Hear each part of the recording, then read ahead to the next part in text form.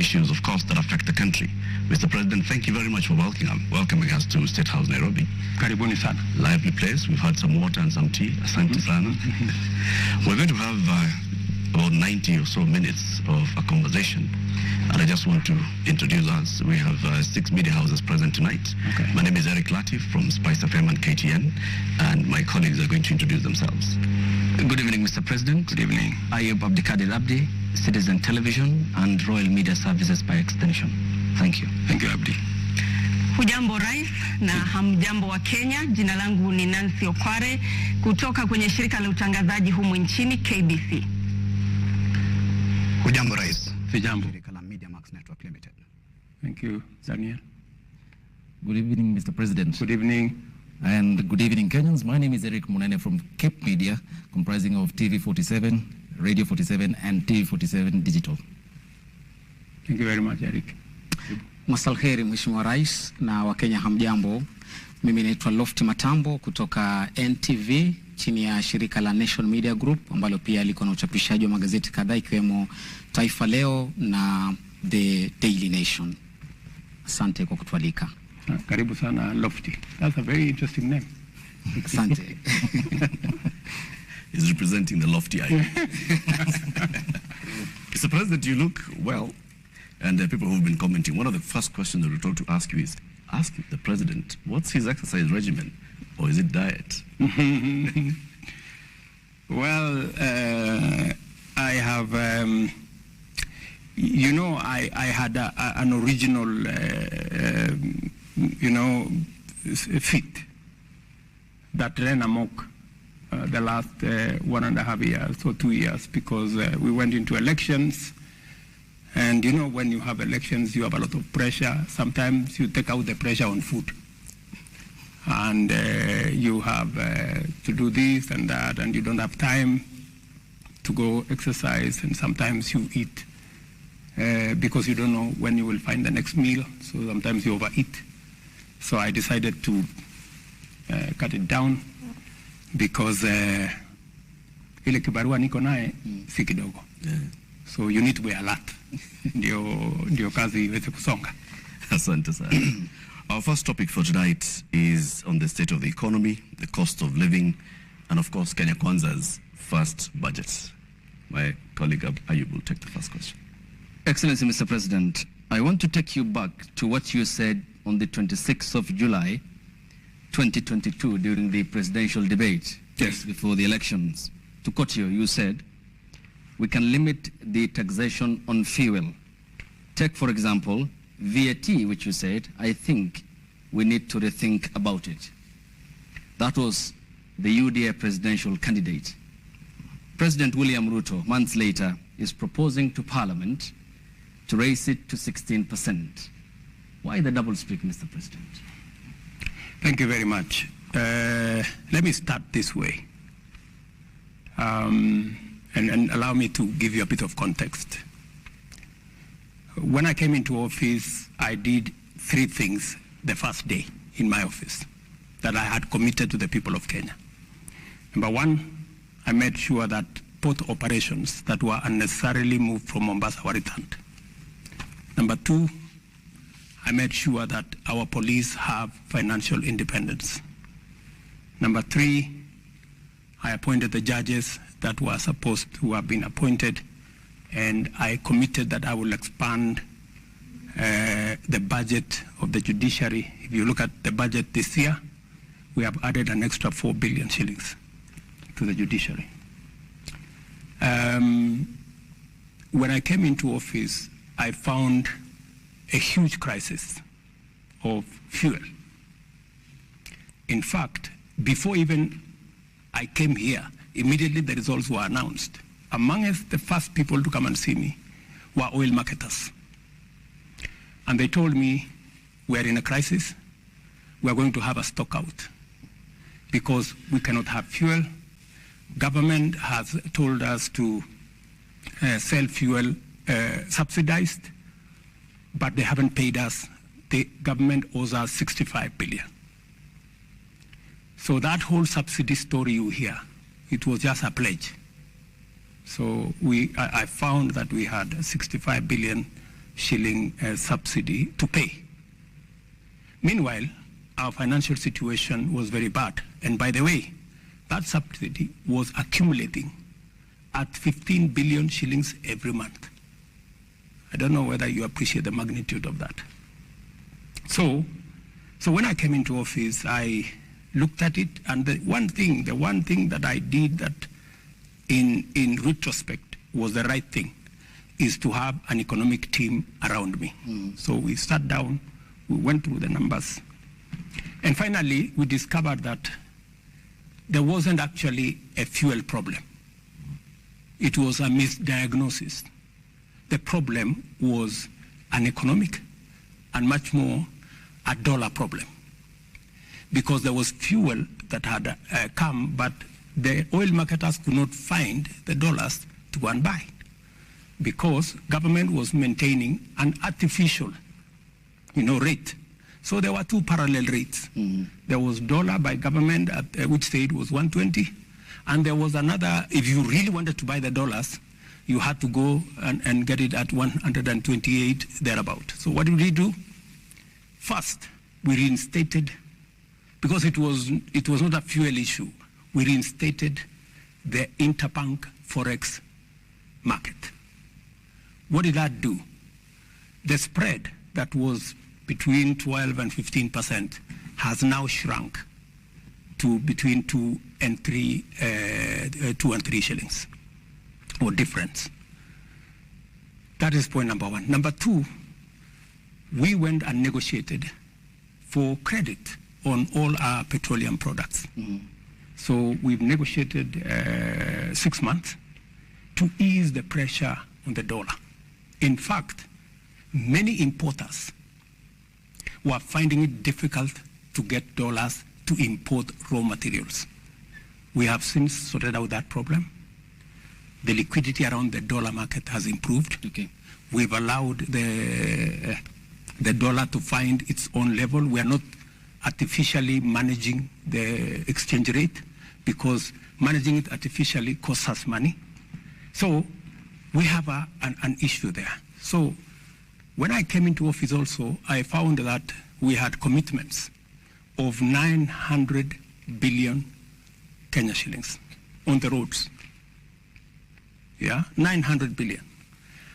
I have tried to work with the various departments, Kera, Kura, Kenha, to try and understand how do we manage this 900 billion. We've tried to cut it down. We've tried to stop some of the roads that have not started. We've died. But we still remain with close to about 680 billion that we have to manage. If I have to complete these roads, I need extra money to do it. And every place I go, I was yesterday in Nyandarua. Communities, people, leaders tell us, we need a road here, Mr. President, we need a road here. We need to finish the Mau Mau roads. You need to finish this. You need to do this. We need an extra road. They were even telling me there's a road called Kinamba to some place. So that whole equation changed. But what have I done? I have said, yes, we're going to increase the VAT by 8% for two reasons. Number one, because having differential rates, one at 8%, others at 16%, poses a problem, an integrity problem.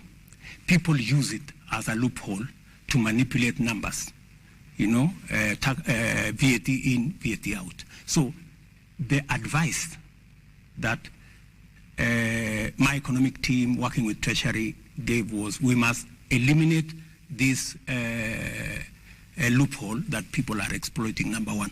Number two, this 8% that we are adding is going to give us about 50 billion shillings. It will begin to deal with the problem of roads across the country. Okay. But what have I done to balance it out? Because I made a commitment that we need to relook, right? I have removed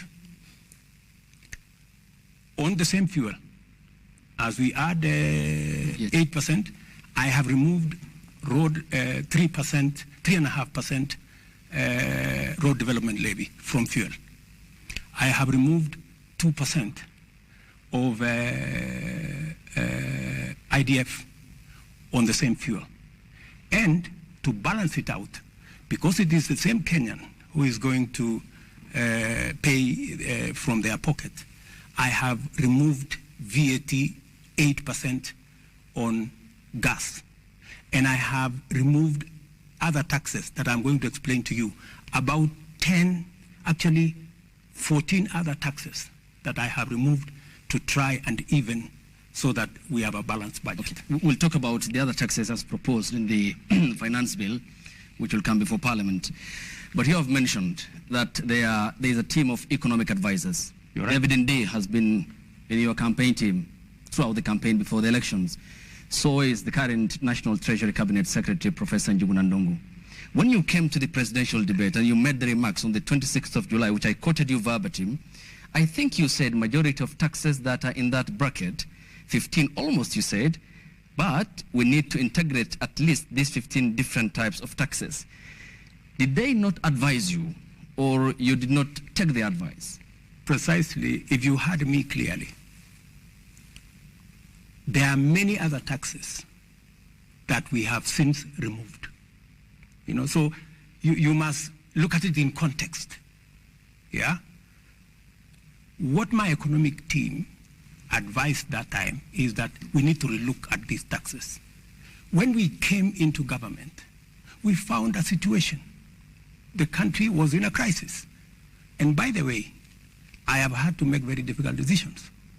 In fact, coming into office, I had to cancel the borrowing of about 300 billion shillings that the intention was to borrow that would have taken the country down the cliff.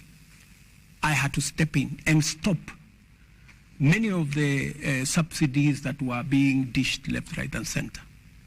I had to make many changes.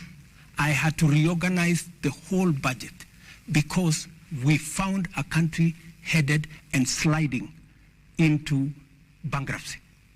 And so when you find that kind of situation, you have to deal with the situation with the urgency and with the acuteness of thinking that is required. Okay. Yeah? You don't operate outside a context. So the question that you have asked me, did we remove some? Did we look at the fuel issue? Yes. We said, while it is true that we have a crisis and we have to deal with a pending bill of 700 billion for the roads that we have, while it is also true that we have to look at what additionally we can do, but we need to put a relief on Kenyans. Okay. That's why, apart from, and you know the reason why the tax on the VAT on fuel or petroleum products is much more attractive is because it is spread across all Kenyans. So everybody carries a small bit of it. Okay. But we have also knocked down other taxes from the same fuel. As I have told you, IDF we've taken down, road development levy we've taken it down, and a host of other taxes that we have taken down. Okay. Final question on this. This is an issue, Mr. President, which dates back to 2013 as a condition by the International Monetary Fund, the IMF, in which then the leader of the majority party, the current defense CS who sits in cabinet, Adan Duale, said that the 181 MPs have been convinced by the party leadership, the President Uhuru Kenyatta and his deputy William Ruto, on the rationale of the 8% VAT on petroleum products. He continued, 181 is a very big number and will convince our members. And this being a precautionary facility by the IMF, can you tell the Kenyan people that there is no extra hand of pressure on the Kenyan government by the International Monetary Fund? My good friend, the International Monetary Fund does not run the government of Kenya. I do. IMF does not make decisions for the government of Kenya. I do. IMF are our partners. They work with us on our priorities. They work with us on our proposals. They support us where they can. They give us advice where they can, but ultimately, we make the decisions ourselves. And it is not up to IMF to see how to sort out the 680 billion that we have on the road sector. It is not up to any other person. It is up to us. When I get out of this office and go to this village and that constituency and that ward, it is not the IMF that is asked about roads. It is the government of Kenya that I run. So I think there is always this thinking that external factors dictate to us. I think you know me better. Mm-hmm. I can stand up to any pressure from any corner. Mm-hmm. I make the right decisions for our country. Your Excellency, you've said, and this is not just today, even previously, that the Jubilee handshake administration went on an irresponsible borrowing spree. They took loans worth 4.1 trillion shillings in just the 5 years of 2018 to 2022. How much is our public debt today, Mr. President? Our public debt is in the region of 8.8 trillion, close to 9 trillion. That's where we are. And so that you can contextualize this, it is the reason why, if you look at this budget, I have made a deliberate, conscious decision. In fact, against the advice of IMF. IMF actually wanted us to borrow slightly more. I told them no. I told them no, we're not borrowing. And that is why, if you look at the fiscal deficit, the money we are borrowing, we have reduced it from 1.1 trillion last year to 630 billion this year. We have reduced almost 500 billion because I am conscious that we are not in a good place. I am also aware what is happening to other countries. There are countries in our continent that have defaulted in their payments. When I am president, Kenya will not go that route. And that is why, even when, many people thought it was a joke, I told them, we are not borrowing beyond where we are. So how much are you planning to borrow in this year? That is why, Latif, you saw there was a delay of salaries for about 2-3 days, about in April. Yes. Because, some characters thought that I was joking. I told them, listen, we're going to live within our means. Even if we have to delay for salaries for 2-3 days, we will. So that people begin to internalize that we cannot continue borrowing. And let me tell you, I have had many people say, oh, you can't tax, there is no country that can tax itself into prosperity. That is correct. Yeah? But you cannot accumulate the debt into bankruptcy as an option. It cannot be an option, right? And there is a question I want to ask my fellow countrymen and women. Are we overtaxed? That is the question that we need to ask. And I want to answer that question. Yeah. Are Kenyans overtaxed? Let me give you the statistics. OECD countries, OECD countries, the tax as a percentage of GDP, the average is 34% of GDP, 34%. You have from Turkey, which is 22% of GDP, to France, which is 45% of GDP, okay? Let's leave the OECD. Let us come to our continent. Our peers, South Africa, Tunisia, Morocco. They are between 23 and 28% of GDP. Tax as a percentage of GDP. Where is Kenya? Kenya is at 14%. Kenya is at 14%, meaning we are paying half in terms of tax what our peers in our continent are paying. And you see, society is reflected by the quality of public goods, roads, hospitals, schools, water. That is what a society is measured.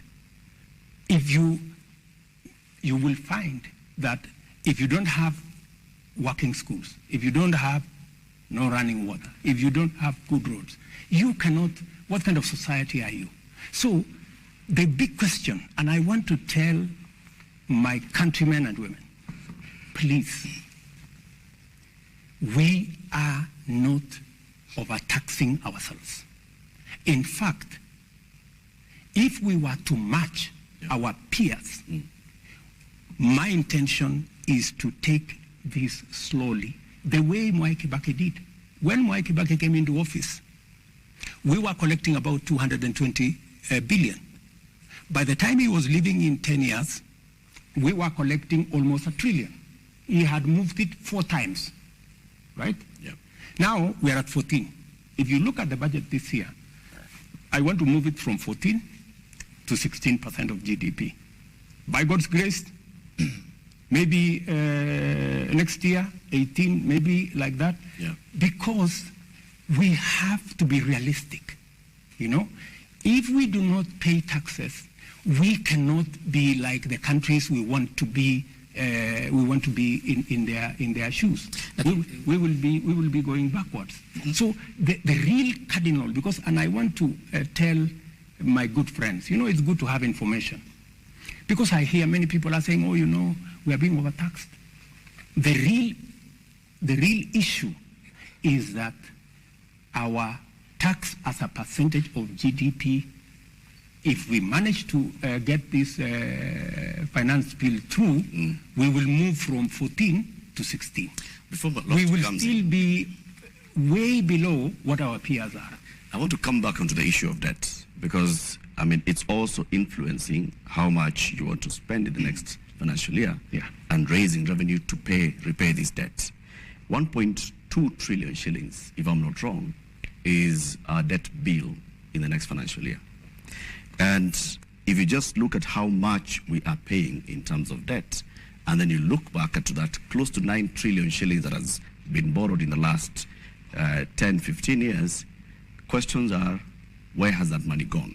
And so I want to ask you, Mr. President, do you feel that the money that has been borrowed has actually gone to be value for Kenyans? I do not want to point fingers at no administration. I do not want to say what happened in the last administration. I have said enough of it. I just want to speak to the present and to the future. And I want to tell my countrymen and women that I want to be held to account. I am ready. That is why I believe in accountability. For the first time, I am the one who pushed for the change of standing orders so that ministers of my administration can go to Parliament and ask questions, because we want accountability. As we talk, I am pushing so that we have an office in Parliament of the Leader of Opposition, funded by the government of Kenya, to make sure that public resources are being used appropriately. And I like what you're saying. That is exactly what I want, because I want, as I collect taxes, as the people of Kenya contribute their money as taxes, they must be put to good use. They should not be put in projects like the BBI. Okay. They should not be put in projects like the Azimio thing. They must be put in tangible projects that make a difference in the lives of the people. So with that then, Mr. President, are you prepared in your administration to publish the debt register, because this is one thing that even the previous parliaments have tried to push. It hasn't been published. To date, we know the figure, we don't know the details. Are you prepared to publish the debt register, audit the debt register, and to hold anybody accountable for any money that may have been borrowed and misappropriated? Why not? When will this happen? Why not? You know, we have, in fact, we already have a bill in Parliament, yeah, for purposes of placing on record any borrowing that is done by the government of Kenya. It must be borrowing that is made available so that the people of Kenya who ultimately have to pay must hold government to account that we are borrowing this money for this purpose, for this purpose, for this purpose. I have explained in this budget the 630 billion which we have to borrow beyond our taxes. I have laid it clearly on how are we going to use it. Where is it going to go? It is not going to go to recurrent budget. It is not going to pay debts. It is going to be invested in production, in making sure that we have fertilizer for our farmers. We have developed the tea value chain, the coffee value chain, leather value chain, textile value chain, edible oil value chain. And if you look at the budget, we have clearly isolated, including making sure that we begin the journey to bring our manufacturing as a percentage of GDP, which went down from 9 to 7, in the next 5 years, I want it to be at 15%.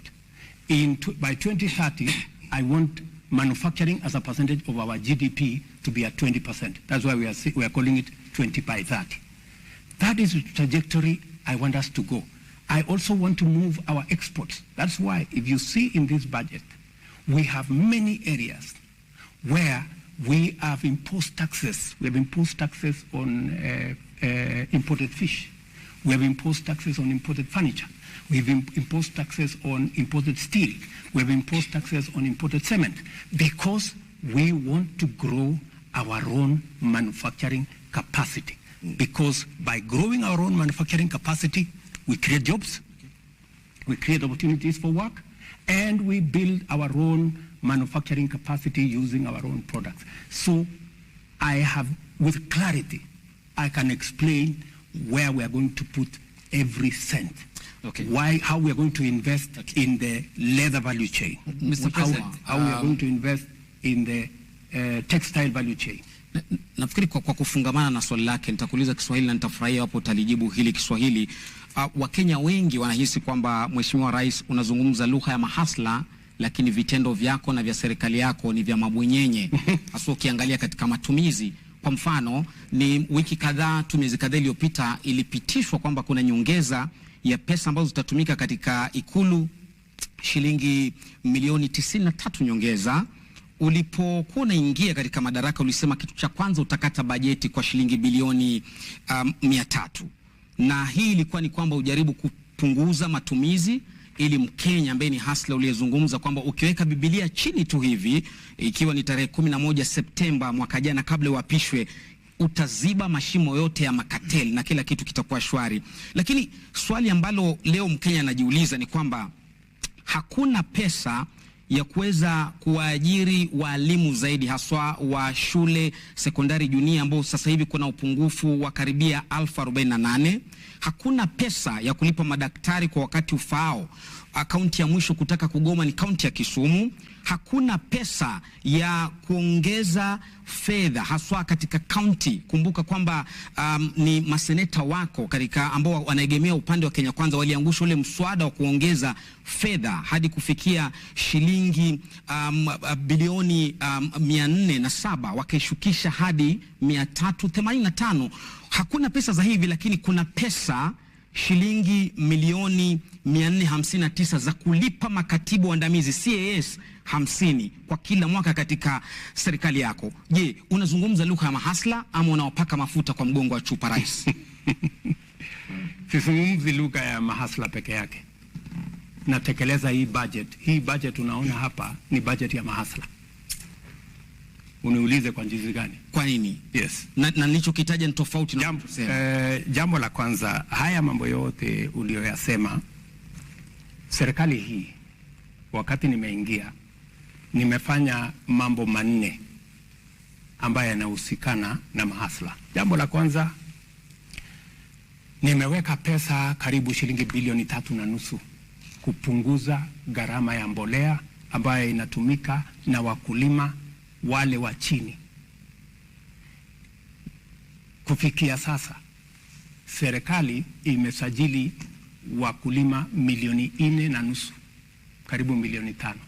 For the first time, kila mkulima bila ya kubaguliwa alipata mbolea. Leo tumeongeza sehemu ya kuzalisha chakula kwa ekari 1,200 kwa sababu ya incentive ambayo tumetoa kama serikali.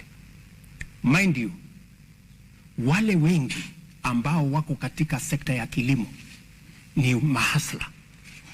Jambo la pili, kwa jambo la ambalo linasumbua sana wa Kenya, jambo la cost of living. Yeah?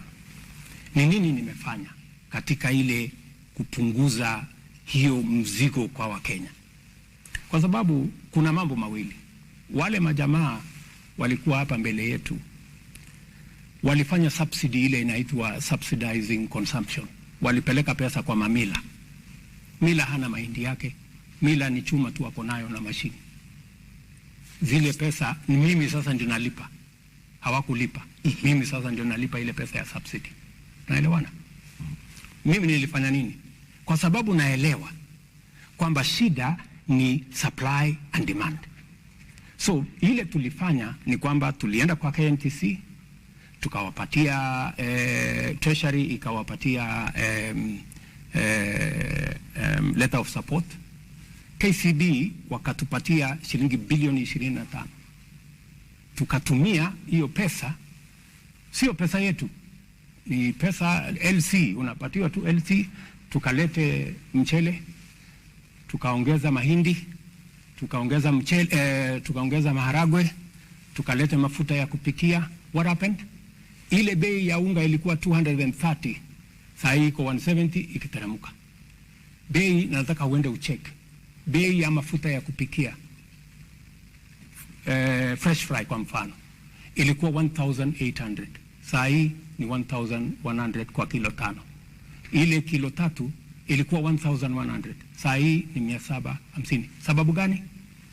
Wale makatel ambao walikuwa wanafanya hiyo biashara wakati walijua, kwa sababu tunajua bei ya hizi vitu kwa soko ya kimataifa, tukawaambia simupunguzeni jameni. Wao sasa wamekuja bei ya chini, no. without us doing much. Nafikiria hiyo ni mipango mizuri. Sasa nikueleze, si umeniuliza nafanya nini kwa mahasla.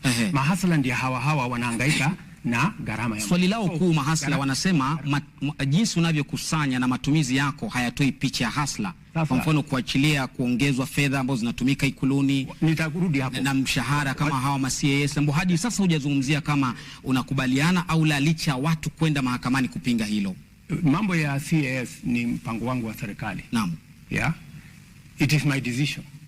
Ya kwamba mimi naona ya kwamba kuna sababu ya wale ma CAS kuweko. Kwa sababu agenda nilio nayo kusukuma Kenya hii. Leo naibu wangu karibu analala kwa ofisi. Leo yule Musalia Mudavadi unaona amepunguza kilo siku hizi kwa sababu karibu analala kwa ofisi. Mimi ninahitaji wafanyikazi zaidi kwa sababu ile agenda ya kubadilisha Kenya, I need more hands, I need more minds. Lakini wacha nirudi pale kwa mahasla. Wewe umesema ya kwamba ati mambo ya walimu. Je, wewe unaelewa ya kwamba serikali hii imeajiri walimu 35,000 yenye haijawahi tangu Kenya iundwe? There has never been one hiring of 35,000 teachers. Lakini next year wanasema bado JSS madarasani hakuna walimu. Ni tamoja sasa wanafunzi waliingia hawajapata walimu hadi sasa. We are hiring another 35,000 next year. next financial year baada ya hii budget, kwa sababu mimi naelewa na hii shortage ya walimu, kulikuwa na shortage ya walimu 1,110 mimi nikichukua wadhifa wa uongozi. At least nimejaribu kupunguza hiyo shortage ya walimu. Nime hire the biggest number of teachers in Kenya. As I talk to you, vile tumeajiri walimu wa TVET 1,300, tutaajiri baada ya hii budget another 1,700 wawe 3,000. Serikali hii tumesort out mambo ya elimu vipi? Wakati tumechukua usukani, walimu watoto wetu walikuwa wanahangaika, hawajui watafanya mtihani ama watafanya mtihani. Hii junior secondary itakuwa katika secondary school ama itakuwa primary school. We have sorted out that problem. And on top of sorting out that problem, na tumeweka junior secondary school pale katika primary school, kwa sababu ingekuwa mzigo mkubwa sana kama pendekezo ya serikali iliyopita kwamba waende katika secondary school, ingekuwa gharama kubwa sana kwa wazazi. Naam. Vile tumeongeza walimu. Juzi, nafikiri wiki moja iliyopita, tumesort out the biggest problem ya mambo ya elimu ya vyuo zetu. The biggest vyuo zetu, nikiongea na wewe saa hizi, karibu zote zinafungwa. Wako na madeni ya bilioni 59, actually almost 60 billion. Wana strike. Wale wahadhiri ama lecturers wamegoma, hawajalipwa. Nani hajalipwa? It has taken my administration to sort out, kwa sababu wale wote wamekuwa wakimbia kutoka changamoto hiyo kwa miaka 20. But I want to tell you, we have put our education system now on sound footing. Your Excellency, we have sorted out the JS, the junior secondary as a topic by itself. So please, okay, don't mind. all right. Na Mheshimiwa Rais, kidogo ni kurejeshe nyuma kuhusiana na hili swala la mapendekezo yaliomo kwenye ule mswada wa fedha wa mwaka 2023, na kuna hili swala ambalo Wakenya wamekuwa na maswali chungu nzima kuhusiana na mpango wa kutoa 3% kwa ule mpango wa kujenga nyumba za bei nafuu. Wakenya wanauliza ni kwa nini wanalazimishwa, manake wengine wanaona ni kana kwamba wanalazimishwa, pengine hawako tayari kuwa wamiliki wa nyumba. Wengine wanasema ya kwamba hawakuhusishwa kabla ya yale mapendekezo, na tumeshuhudia miungano mbalimbali ya wafanyikazi ikisema ya kwamba ikiwa mapendekezo hayo yatapitishwa basi kutakuwa na migomo. Ni swali nzuri sana umeniuliza, kwa sababu ni swali ambalo nimekuwa nikingojea kujibu.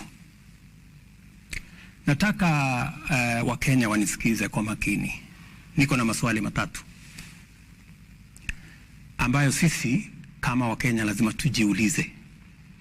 Jambo la kwanza, ni kwa sababu gani watoto wetu, vijana wa taifa letu la Kenya milioni 5 wanahangaika barabarani, wanazunguka madukani, hawana ajira? Swali la kwanza. Swali la pili, ni kwa sababu gani taifa letu la Kenya iko na vitongoji duni, slums, 1141, Wakenya milioni 6, ndugu yangu Abdi, milioni 6 wanaishi katika vitongoji duni, hakuna maji, hakuna choo, hakuna barabara.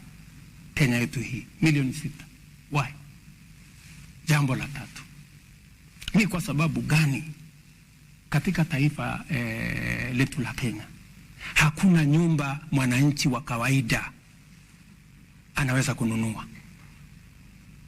Nyumba yote ile iko bei chini sana, milioni 5. Mortgage 60,000. Wakenya wangapi wanaweza kulipa mortgage ya 60,000? Jambo la 4, wale watu ambao wanafanya kazi, sisi tunaolipwa na ushuru ya Wakenya ni watu 1,700, kuanzia rais mpaka kupitia kwa mawaziri, kupitia kwa madaktari, kupitia kwa walimu, kupitia kwa wauguzi, mpaka wale wa chini messengers na wale wengine 700,000. Ya, tunalipwa na ushuru ya hao Wakenya wote.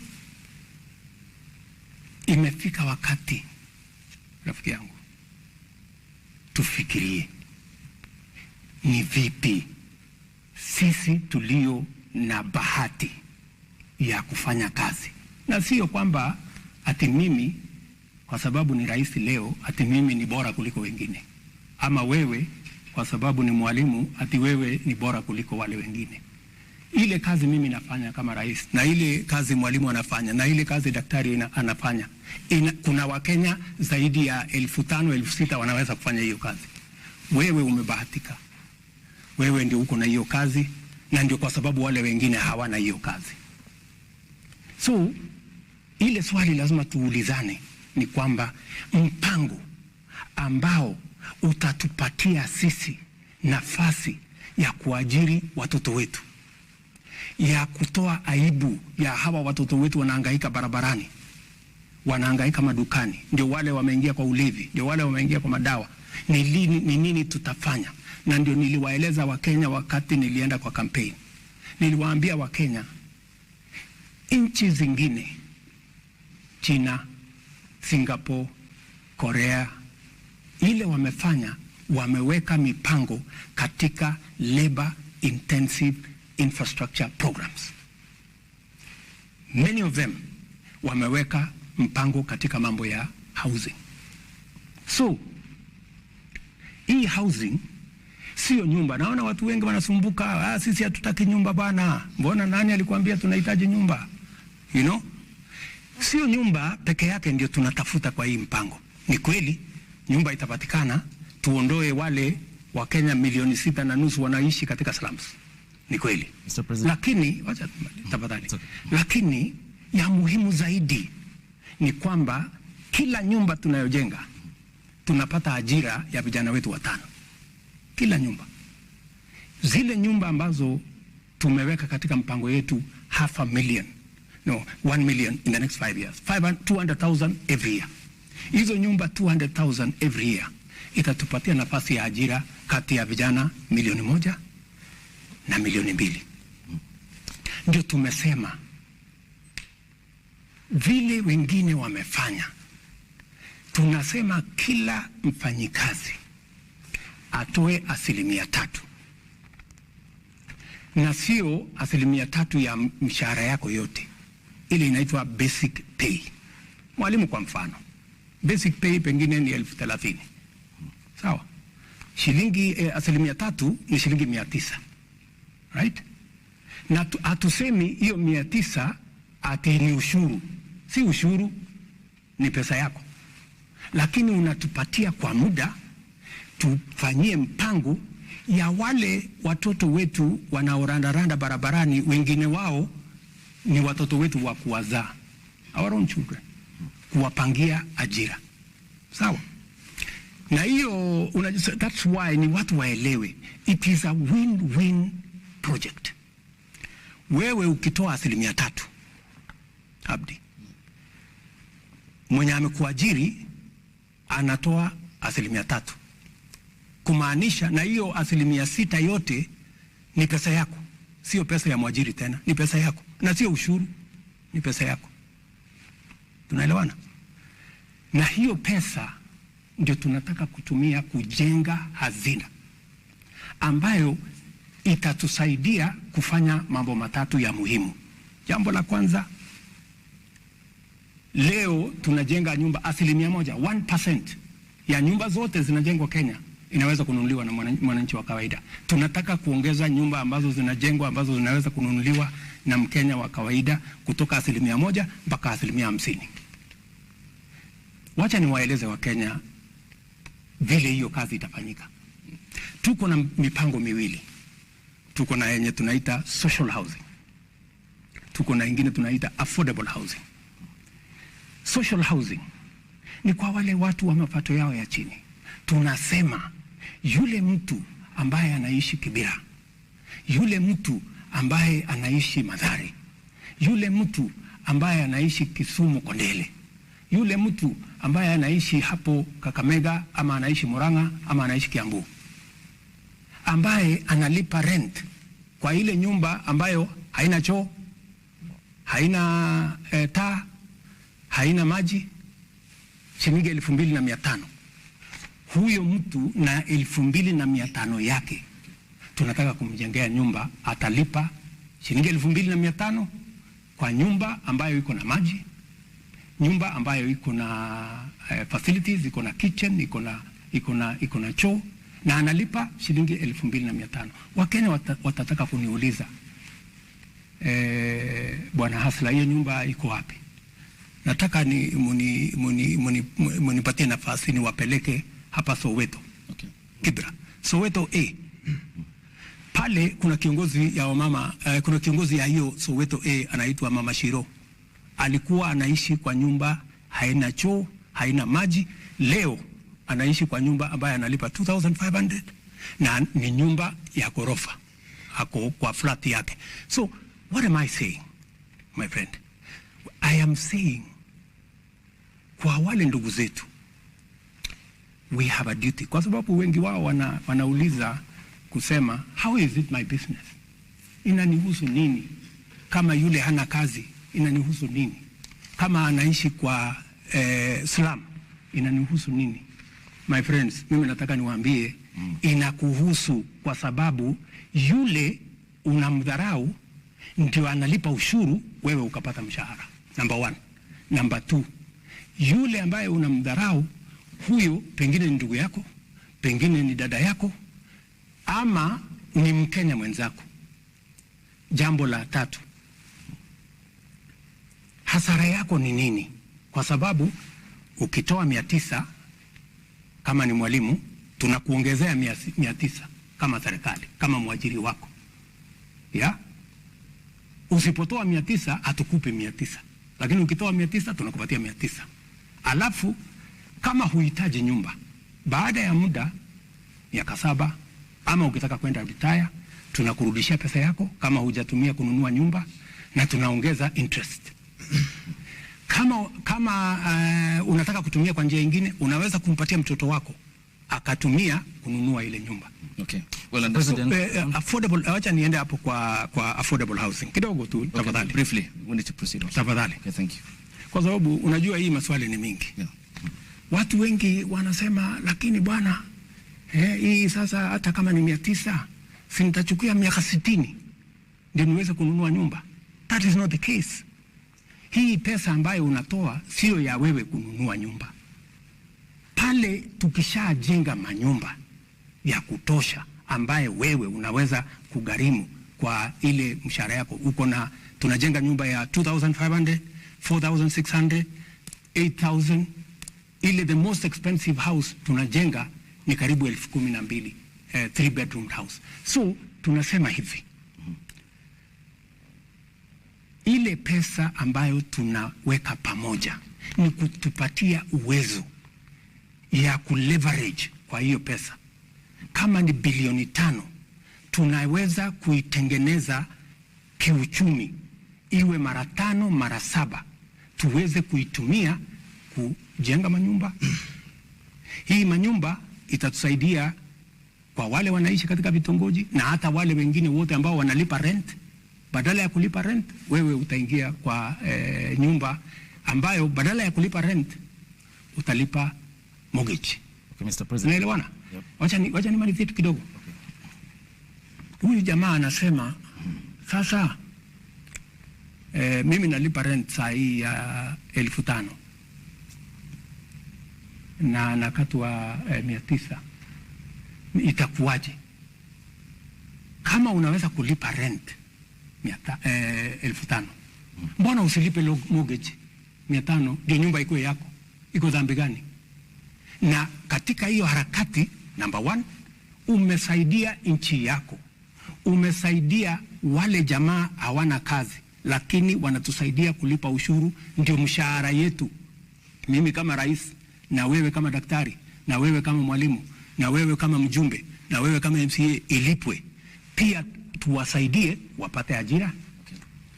tuwasaidie wapate mahali pa kuishi, na jambo la tatu tuhakikisha kwamba mashamba yetu ambayo kwa sasa yanakatwa ili wananchi waishi, we start to consolidate our position kama townships.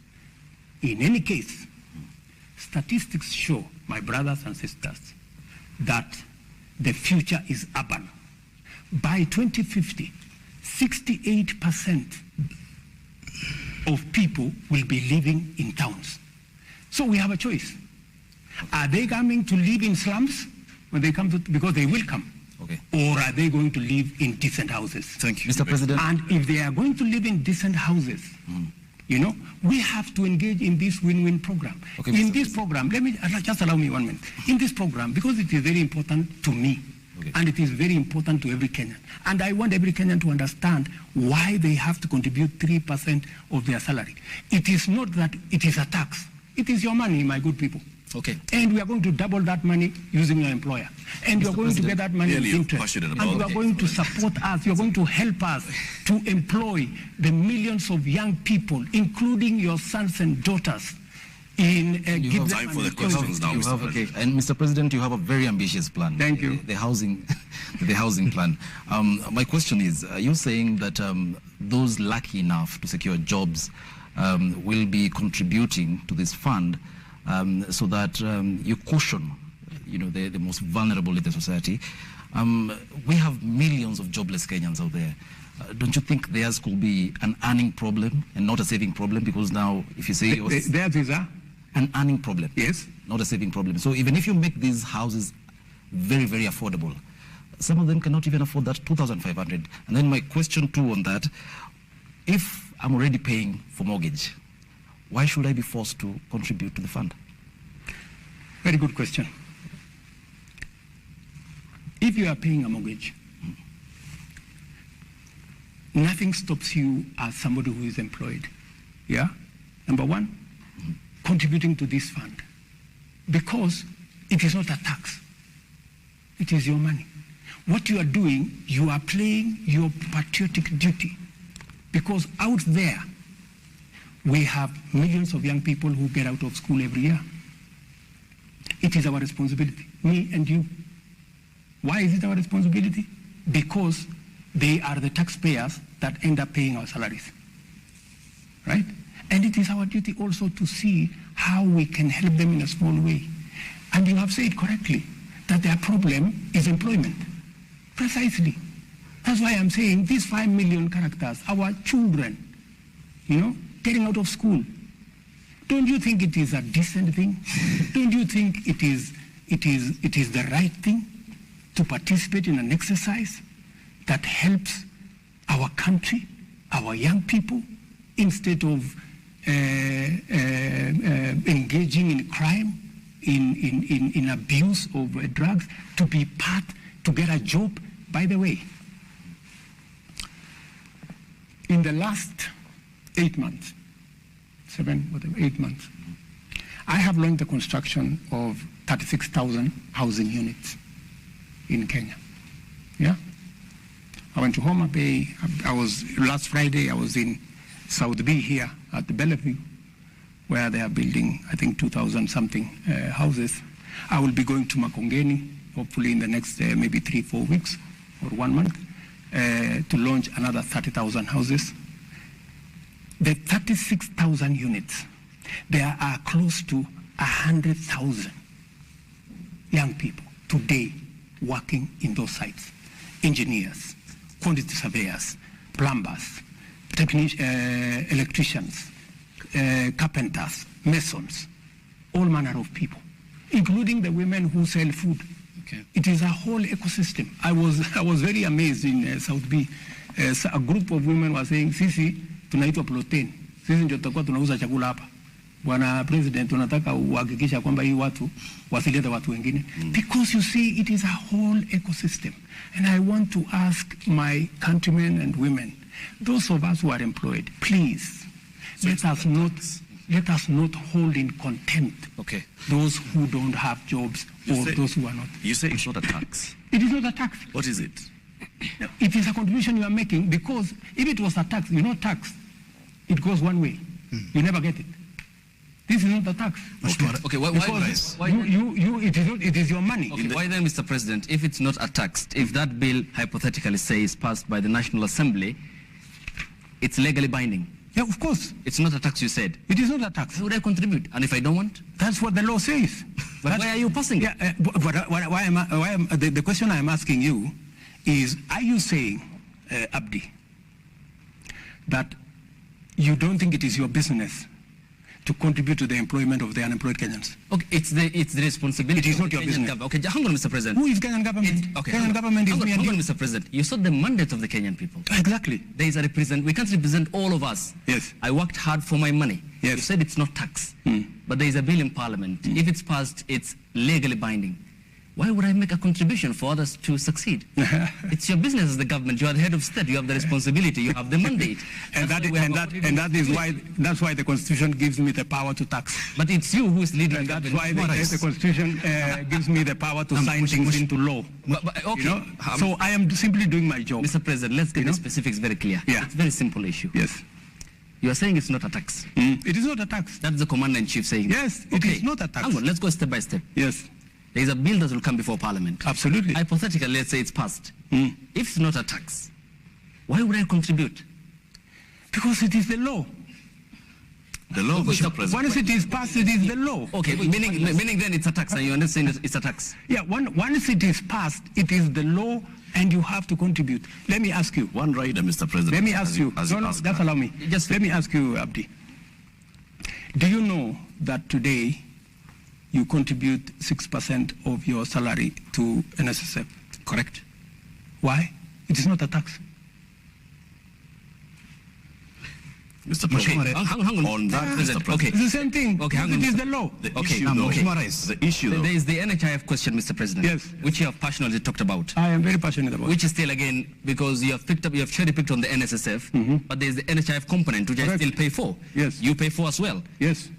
But then, what's the point of contributing to the NHIF program, yet I go to the hospital and I only get paid for the bed? Precisely. That is why I want to make NHIF work. You know how I'm going? I'm working on it, by the way. It is in the works, and it will be part of this exercise. What I have done on NHIF, and I have a good history, long history with NHIF. When we came into office in 2013, there were only about 3 million contributors on NHIF. And by the way, NHIF works.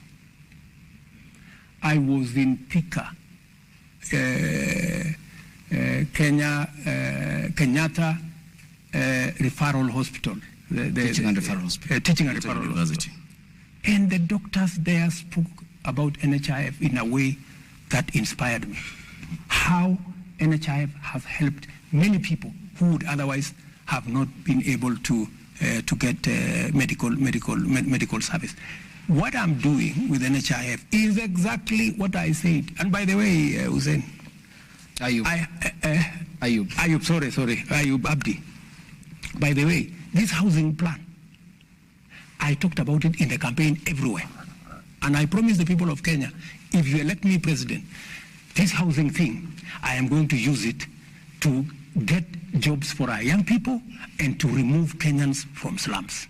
So it is not something that I arrived in office and I started. If you read the manifesto of Kenya Kwanza, it is a big chapter. In fact, I was asking some of the MPs that were trying to say, oh, you know, I asked them, when me and you were standing on the podium and told the people of Kenya, elect us, we are going to arrange for housing, so that you thought it was a joke. It was not a joke. Na Mheshimiwa Rais, tukisalia katika... So that's where we are, Abdi. Hapo ndio tuko. Okay. Na Mheshimiwa Rais, tukisalia katika swala hili la gharama ya maisha, lakini katika mada tofauti. Ndio. Umezungumza kuhusu kuondoa ushuru kwa gesi. Na mwezi Februari uliwaambia Wakenya kwamba itakapofika tarehe mosi mwezi Juni, bei ya gesi ya mtungi wa kilo 6 itapungua kati ya shilingi 300 na 500. Hivi sasa Wakenya wanasubiri siku 15 kutoka sasa. Wanataka kufahamu iwapo mipango yote iko line, ikifika tarehe 1 mwezi Juni watakapoenda katika maduka haya ya kununua gesi, wataipata gesi hii kwa kati ya shilingi 300 na 500. lazima kwanza tupitishe hii kwa budget. You know, sio lazima tutoe gharama ya tuondoe. Kwa sasa hakuna njia ya kuondoa ushuru mpaka budget ipite. Kwa hivyo huwezi kuhakikisha kwamba ikifika tarehe 1 Juni. Tarehe 1 Juni haiwezekani. Mpaka pengine kama ulivyosema awali. Mpaka tutapitisha hii mswada pale bunge ndio tuweze kuhakikisha kwamba tunateremsha hiyo bei. Kwa hivyo ni muhimu kwamba kuongeza mabadiliko. Kuongeza kwa kama tungepitisha hii jambo kwa supplementary budget. June ingewezekana. Lakini tulijaribu kuisukuma kwa supplementary budget, ikawa haiwezekani kwa sababu ilikuwa inatubidi tubadilishe sheria fulani. Ndio tuhakikisha kwamba hilo tendo inafanyika. Lakini sasa tumeipanga vizuri. Tumehakikisha ya kwamba hiyo iko katika budget yetu, umeona waziwazi, na vile vile tumesema tutachukua ile pesa ambayo tunatumia tunaokota ushuru kutoka mambo ya kerosene, tutaitumia kusecuritize, ndio tupunguze gharama ya mtungi ya gesi. In fact, tunaongea na market. Saa hizi nikiongea na nyinyi, tunakimbizana na wale watu wakora ambao wanauza gas kinyume ya sheria. Tunakimbizana na hawa vibaya sana, kwa sababu we have to remove all the illegal fillers because they are destroying this market and they are undermining our efforts. Na unaweza kuhakikishia Wakenya kwamba budget tukipitisha, tutapunguza gharama ya gesi kati ya shilingi 300 na 500 kwa mtungi. Kwanza mtungi, wacha gas. Ile tunapunguza kati ya shilingi 300 na 500 ni mtungi yenyewe. Ndio sasa uongeze gesi ndani yake. Lakini mheshimiwa, ukiwa Samburu, nakumbuka vizuri sana ulipotoa tangazo la kwanza, tena baadaye katika ukumbi wa mikutano ya kimataifa na kina mama hapa KICC, ukutaja masuala ya kwamba lazima mswada wa fedha wa mwaka 2023 upite kwanza. Ulitangaza tu waziwazi kwamba utapunguza na itakuwa ni hewala kwa kila Mkenya. Sasa mimi nataka nikuulize wewe, hii ni nchi ambayo inafuata sheria. So umesikia huyu bwana akiniuliza utafanya ni kwa sababu gani? We are a country governed by the rule of law. Nimekueleza kama tungepitisha hiyo mswada kutumia supplementary budget, mwezi wa 6 ingewezekana.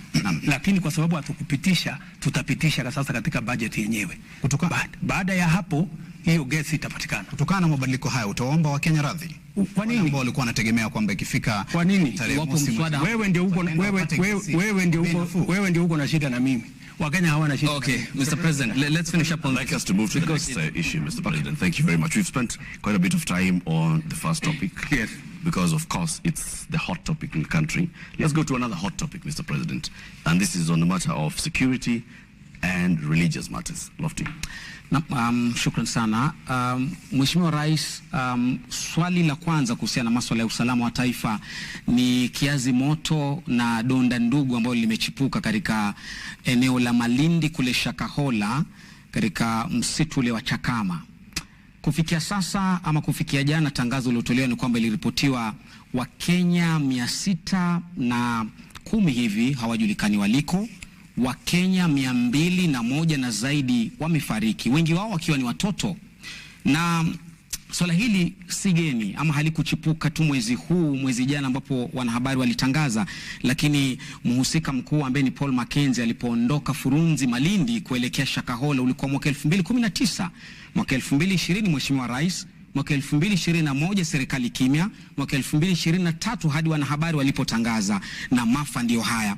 Wewe kama amiri jeshi mkuu ambaye unakaa katika kamati ya usalama na kupewa kinachoendelea na ujasusi wote, huoni kama umewafeli Wakenya? Na Wakenya wamenituma nje nikuulize, kwa sababu ya idadi hii, basi unapaswa kuwaomba msamaha leo kabla kujibu swali lolote la Shakahola mbele ya wanahabari hawa. Unaweza kuomba msamaha wa Kenya kwa kupoteza nyoyo 200 na wengine 600 wajulikani waliko? Pale kuna utepetevu katika upande wetu wa serikali, na inapaswa mimi niombe msamaha, kwa sababu Wakenya 210 tayari wamepatikana katika makaburi. Tuko na shirika la upelelezi, tuko na shirika la ujasusi, tuko na askari polisi, tuko na assistant chief, tuko na wazee wa nyumba 10, tuko na wale wote ambao wako kule.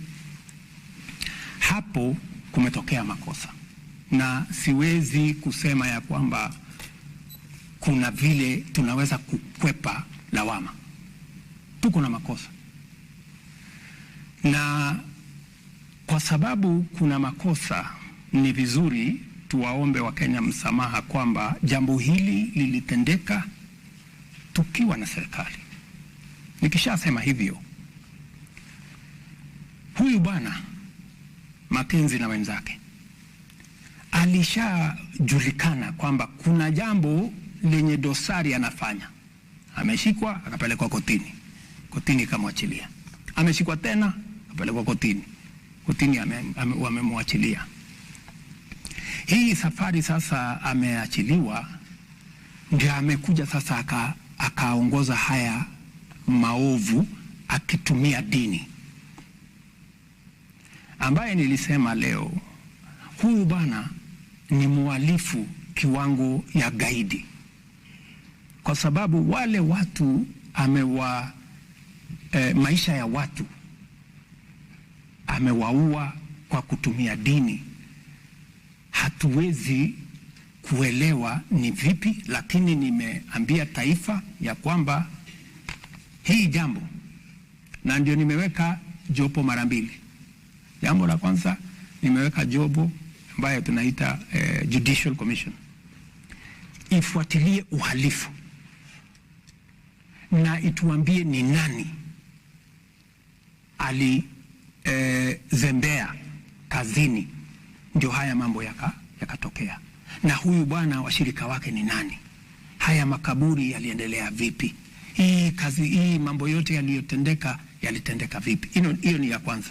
Ya pili, nimeweka pia task force ya watu ambao wengi wao ni watu wa dini, kwa sababu dini ni mahali ambapo tunapaheshimu sana. Sisi wengine wetu ni Wakristo, tunamwamini Mungu na tunaamini dini ni mahali ambapo watu wanakimbilia wakiwa na matatizo na mashaka. Lakini pale wahalifu na watu wenye nia mbaya na watu wa mauaji kama vile Makenzi na wenzake wanapotumia dini, ni vipi tutazuia jambo hili lisifanyike tena katika taifa letu la Kenya? So I am not taking it lightly. I am taking responsibility that as president, this should not have happened. And certainly some people who are responsible for this failure on the part of government will have to give an account, because it should not have happened when we have all the agencies. We have our intelligence, we have our CID, we have the chiefs and all the other people in the whole of that ecosystem. We should not have allowed this. This kind of thing should never have happened. But it has happened. We have to take responsibility. No. Yeah? And the promise that I am giving to the people of Kenya is that we will get to the bottom of this matter. Okay. And I am also giving them my commitment. I know there are people who are jittery about. They are saying we should not regulate the church. And that is correct. We should not regulate the church. No. The same way we should not regulate the media. No. Let us have an institution that an institution that self-regulates. We want to establish from our religious leaders, how can they as religious leaders agree on a mechanism that makes sure that criminals and crooks do not take advantage of religion and of faith to be able to cause harm to Kenya.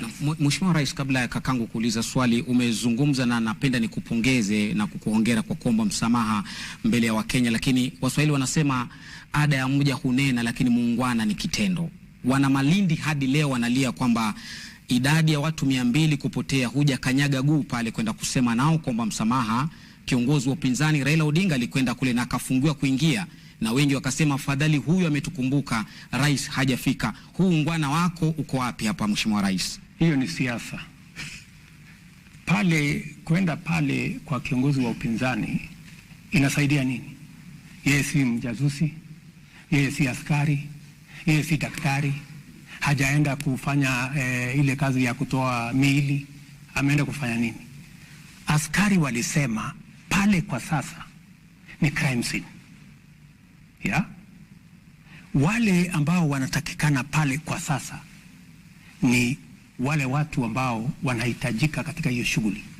Wale watu wataenda kufanya forensic work, wale madaktari, wale wapelelezi ndio wako pale. Wakishamaliza ile kazi, yeah, ndio tutapata nafasi. Wakishamaliza ile kazi ambayo inaambatana na sehemu yao kama professionals wa hiyo field. Ndio sababu hata yule bwana aliambiwa, bwana, hapa ni kuna wenye wanakubaliwa kuja hapa kwa sasa. Lakini tumezoea kama Wakenya kila jambo siasa. Unajua sasa mimi nimekuja hapa. Kama huna ya kufanya pale unaenda kufanya nini? You know? Kwa sasa mimi nimechukua nafasi yangu, nimetuma kila mtu.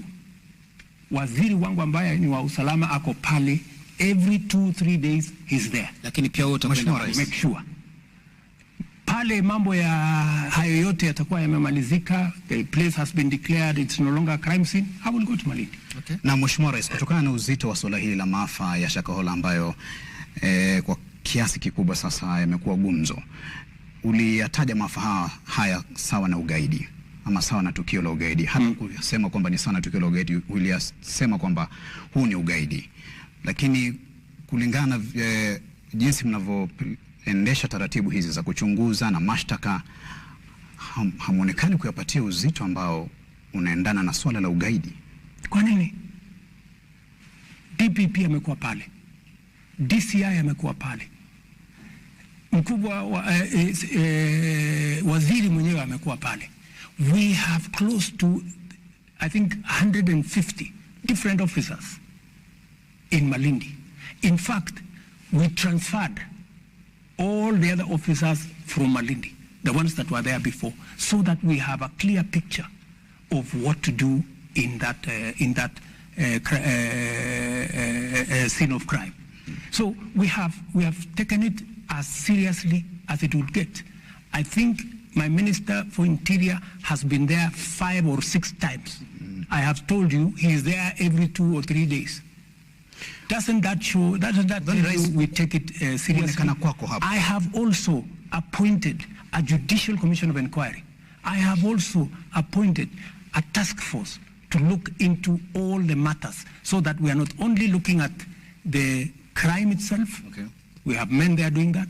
We are also looking at accountability, because that is what the Judicial Commission of Inquiry is going to come with.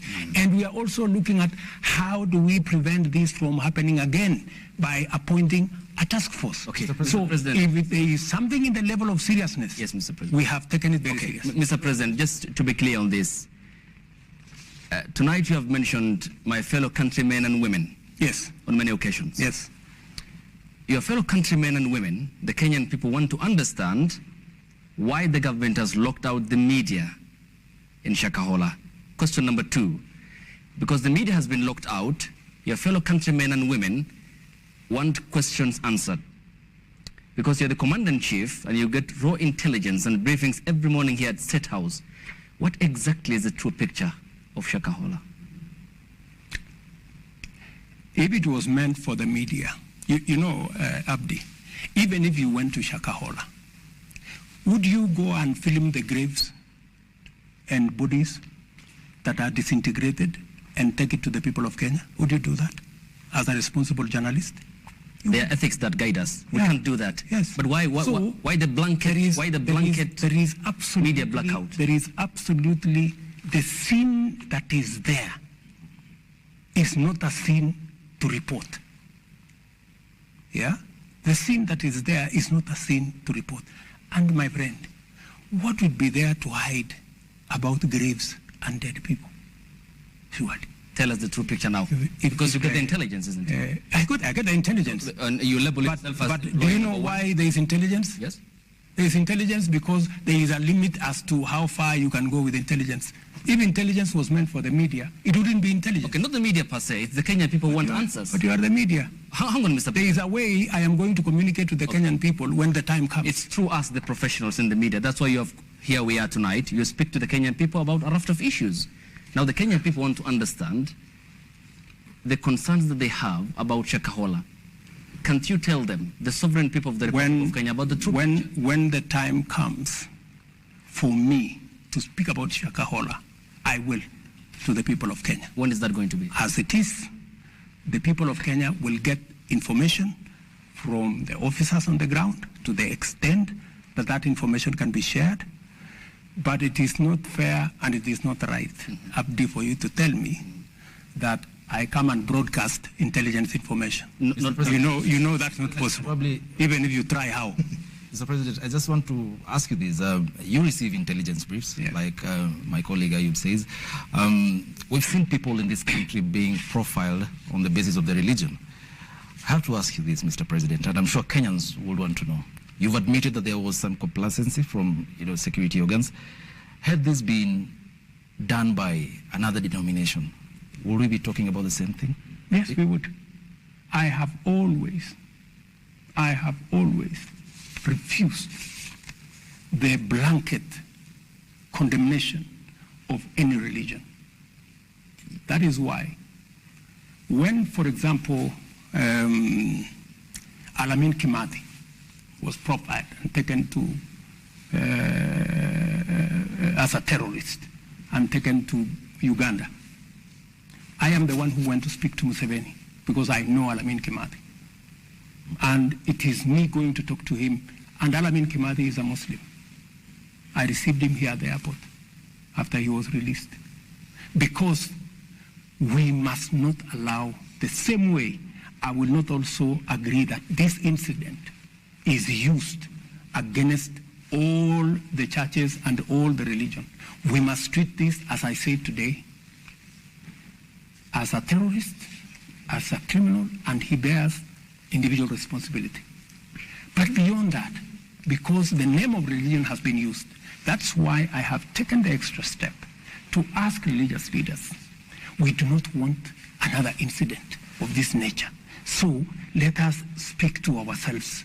Let the church, let the religious bodies, let the Muslims sit down as religious leaders and come up with a self-regulation mechanism, the same way you guys in the media have a self-regulation mechanism, so that you avoid, because there are rogue journalists, true or not true? Yes, they are. They extort money, they do what, and they are reported to the Media Council, your organization, and their steps are taken, right? So we're asking that should be from where I sit, but I am waiting for their recommendation. If they tell me there is a different way of doing it, I will look at it. That's why. Rais, pengine uzungumze na Mkenya, manake hili ni swala ambalo tulishuhudia wakati ambapo watu walikuwa wakiokolewa pale. Kuna wale hata walikuwa wanakataa, wanasema ya kwamba wanataka kuniua, kumaanisha ya kwamba swala la dini na siasa ni mojawapo yale masuala ambayo yanafahamika kama emotive issues. Zungumza tu na Mkenya kuhusiana na umuhimu wa kuwa macho zaidi anapofuata hata dini fulani. Nataka niwaeleze ndugu zangu wa Kenya, tafadhali tuwe waangalifu. Kuna mafundisho ambayo yanaelekea mahali ambapo si pazuri. Kisikia dini inaanza kusema usiende hospitali, usipeleke watoto wako shule, sijui dunia inaisha, sijui miezi 6, sijui miezi 2, ujue pale kuna kasoro. Ukisikia mtu anakuambia uza mali yako upeleke pesa kwake ndio upate sijui barabara gani ya kwenda sijui mahali gani, kuzimu sijui mbinguni, lazima tuwe waangalifu, so that as the citizens of the Republic of Kenya, it is very, very important for us to know that radicalization of whatever nature, radicalization in terrorism, radicalization using religion, radicalization using politics is dangerous because it leads people to make irrational decisions. And we must always be careful. Right. And that is why I have said, because this incident is serious, I would want to listen to religious leaders, religious professionals to tell us how do we make sure that Kenyans, innocent Kenyans, are not radicalized using pulpits or religious doctrine, because what the likes of Mackenzie are doing is what Al-Shabaab are doing. One using the Bible, the other one using the Quran. And we must deal with that situation because it is a real situation, and we must deal with it. Mr. President, just as we wrap this up, you've admitted that yes, there was complacency. 600 people missing. That's a huge number. Someone somewhere must have known. What degree of complacency are we talking about? And are we going to see heads rolling? Oh yeah, because and that is why I have a judicial, because the Judicial Commission of Inquiry will put people to account. The chief will have to account. The intelligence officer will have to account. The CID officer will have to account. Or the whole chain has to account. So people will be held to account because this is not a simple matter. Thank you, sir. I want to take us back to, an issue that is of great public importance and interest. And this is with regards to the cost of living. Like you said, this is a hot issue, hot potato issue. You have said, and you've been saying this recently, that before you took office, the cost of unga was at a certain price, beyond 200 bob. And since then, it has actually been coming down, and it's come down to the latest figure I heard you mention yesterday was about 170 shillings. Where is this 170 bob unga?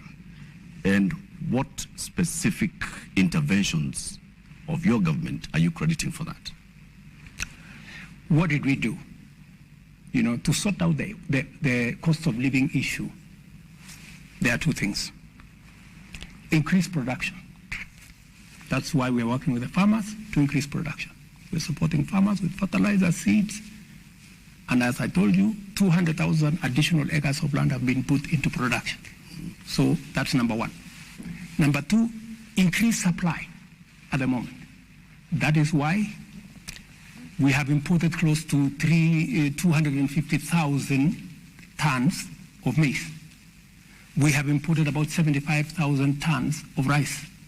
We have imported, I don't know the numbers, maybe 40,000, because I even had to speak to the Prime Minister of Ethiopia because they had some beans.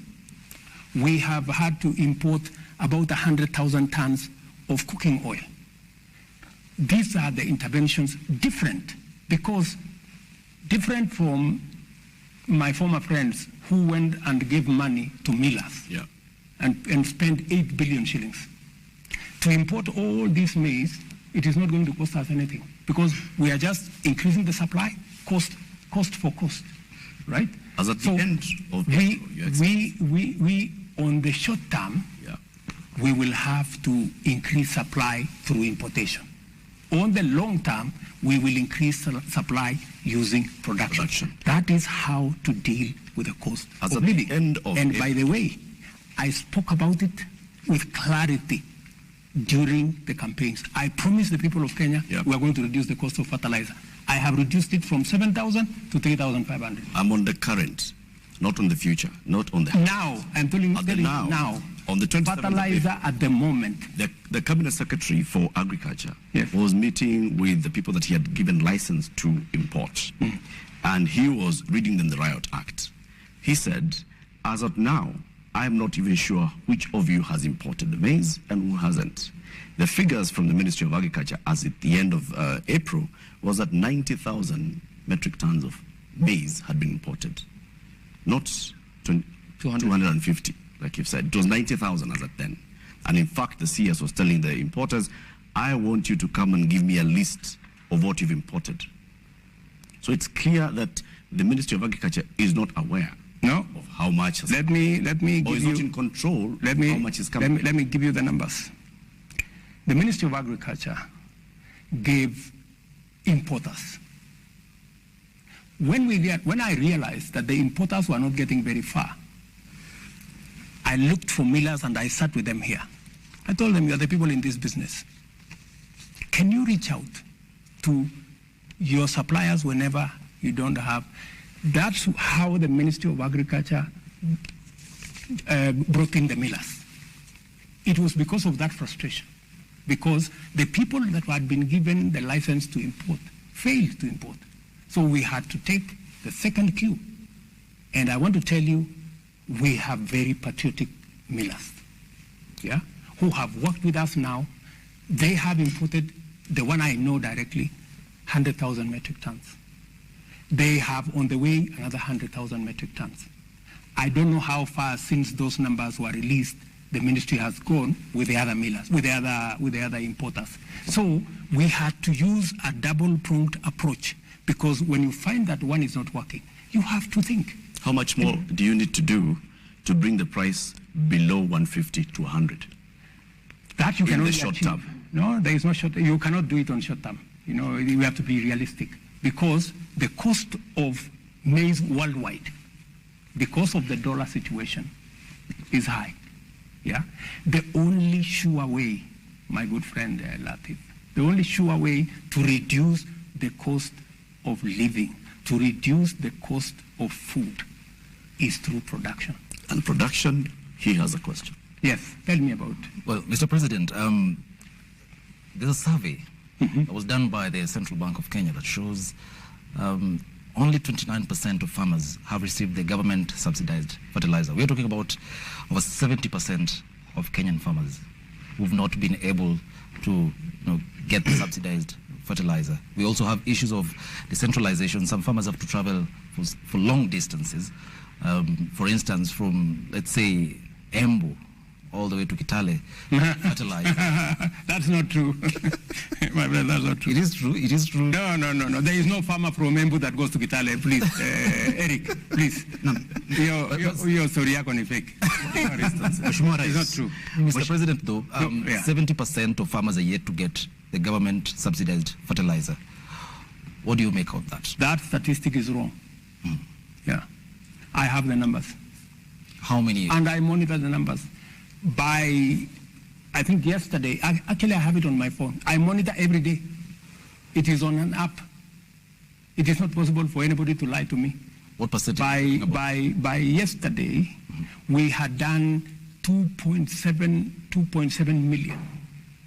Yeah? Actually, farmers had paid by yesterday 9 billion. Meaning, we had almost spent about 6 billion of government money on fertilizer subsidy. And by the way, it is the first time. And I want you to bring a farmer on TV to say that they didn't get subsidized fertilizer, and that they had to travel from Embu to Kitale to get fertilizer. Na Mheshimiwa Rais, tuzungumzie hili la siasa kidogo. Hiyo jana ulionekana kinara wa muungano wa Azimio Raila Odinga katika mazishi ya Mukami Kimathi, na baadaye mkakuwa pamoja katika uwanja wa Kasarani katika mashindano haya ya Kipkeino Classic, na mlishiriki jukwaa moja mkakosoana kwa heshima. Lakini wanasiasa wa pande zote mbili, serikali Kenya Kwanza na upande wa muungano wa Azimio, wanapokuwa katika majukwaa na wafuasi wao wanadhihirisha cheche, na baadhi ya wafuasi wanachukulia hili kama swala la uadui. Utawaambia nini? Na zaidi pia ulisema kwamba unajua hatma ya maandamano ya Raila Odinga. Je, umeanza kushughulikia hiyo hatma? Kwanza pale tulikutana ni mahala pa mazishi, na ni kawaida kama viongozi, kwa sababu lile jambo ni jambo ambalo linatufaa sote tushughulikie, na ilikuwa ni nafasi nzuri ya pia kuzungumzia mambo yaliyoko katika taifa letu la Kenya. Pale kiongozi wa upinzani alisema vile aliona, akasema punda amechoka, akasema mimi siambiwi ukweli, ushuru nisipandishe, na mimi pia nikachukua muda nimueleze, na akasema ananijua, na ni kweli kwa sababu nimefanya kazi na yeye, tulikuwa pamoja katika chama. Pia nikachukua hiyo nafasi kusema pia vile ananijua na mimi namuelewa. Pia na kumsoma. Yeah. So ikawa ni nafasi nzuri yeye aseme na mimi pia nikasema. Na pale pia nilipata nafasi ya kueleza wananchi wa Kenya kwamba hili propaganda, serikali hii tu kazi yake ni kuongeza ushuru, ni kuongeza ushuru. Nikamweleza tumepunguza ushuru zaidi ya ile tumeongeza. Tumeondoa bilioni 15, bilioni 500 ambayo ingekuwa katika budget kama wao ndio wangeendesha serikali. Tumeondoa ushuru kwa mambo ya fertilizer, raw material. Tumeondoa ushuru kwa mambo ya clinker, kwa simiti. Tumeondoa ushuru kwa samaki. Tumeondoa ushuru kwa mambo ya furniture. Tumeondoa ushuru kwa mambo ya mahospitali, equipment ya hospitali. Tumeondoa ushuru kwa chuma na simiti, kwa sababu tunataka kukuza manufacturing yetu. Tumeondoa ushuru katika sehemu karibu 15. So sio kweli hii porojo inaendeshwa na wenzetu wa upinzani wakisaidiwa na vyombo vya habari kwamba serikali hii inaendesha tu mambo ya kuongeza ushuru. Sio kweli bana. Na utawaambia nini vijana ambao ni wafuasi wenu kutoka pande zote mbili, upande wa Kenya Kwanza na upande wa Azimio, ambao wanachukulia tofauti zenu za kisiasa kama uadui ama swala la kufa kupona? Tofauti za siasa ni tofauti ya maoni na tofauti ya sera. Nilimweleza ule ndugu yangu, na namheshimu kwa sababu ni mzee, na mheshimu kwa sababu ni kiongozi.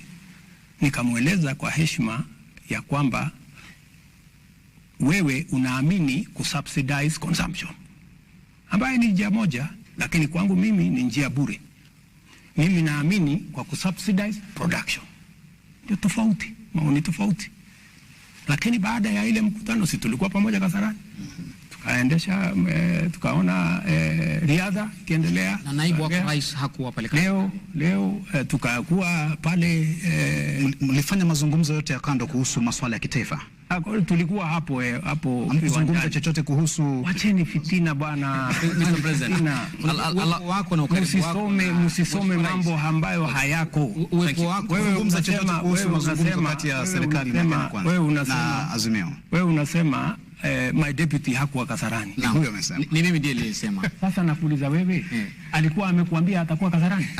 Ndio ukasema mbona aliniambia atakuja Kasarani? Picha iliyotambwa mtandaoni na inazungumzia na Wakenya kwamba ukaribu wako naibu wangu wa rais alikuwa na shughuli Nyeri. Na Raila Odinga. Sasa ulikuwa unataka aje Kasarani afanye nini? Na alikuwa na shughuli Nyeri. Okay, Mr. President. Je, kuna tokota mkono wa heri wa handshake kati yako na Raila Odinga? Allow me waona jana na hata leo. Allow me, Mr. President, to get to the substance element of that conversation in Nyandarua County yesterday. And you premised your government on growing the revenue streams and scaling down on borrowing. That's what you campaigned on. Absolutely. Okay. And I am spot on. Okay. Allow me to quote this treasury data, which shows between October and April, that is last year until April the previous month. Treasury data shows that the new administration, the Kenya Kwanza administration, tapped into loans worth 425 billion Kenya shillings, which is more than 434.6 billion that the Jubilee government borrowed in the same period when it came to power in 2013. You are therefore above by what Uhuru borrowed at the same period by 17.4 billion Kenya shillings. Why the contradictory position? It's not contradictory. Why borrow more? The budget, my friend, we are using is Uhuru's budget. The budget you will hold me to account is the one we are discussing. You know, when you have a budget in place, even if you came into office today, unless you go to parliament to change the way the budget is funded, you can't. They had budgeted to borrow in that budget they had budgeted to borrow 1.1 trillion. I came, using the supplementary budget, I cut it down by 300 billion, right? But you see, the train had left the station. So the borrowing was more because in the budget that was read and passed by Parliament, it was meant to be more. All I did is that it wasn't as big as they had anticipated. They had actually wanted to borrow 1.1 trillion. Your Excellency, which I cut down. Budget deficits as at June last year for the current financial year, the budget deficit that had been approved by Parliament was 833 billion shillings. Of course, the Uhuru administration was there. That was a false number, because when we came into office, we found that they had not factored about 130 billion of pending bills. They had not factored almost 90 billion that was meant to be given to counties. They were hiding figures. And that is why I want to run a transparent government. I want to run a government that's accountable. I want my minister and my administration to be asked questions. And that is why I believe in accountability, and I want an opposition that will hold the government to account. And that is why I am against the handshake. Because in a handshake situation, there is no accountability. That is how a government can hide borrowing the way it was hidden in the last budget. What then will you tell the people? If I look at just the figures of the deficits and how much it keeps fluctuating, at the beginning of a financial year, there is what the National Treasury takes to Parliament, and it's approved as a budget and a deficit. And if I look throughout the year, it always gets adjusted halfway through or midway through the year. 2014-2015, the approved deficit was 417 billion shillings. By the end of the financial year, it had risen to 533 billion shillings, a jump of 28%. If I just go into another one, 2018-2019, the approved deficit was 608 billion shillings. It jumped to 734, 21% jump in deficit.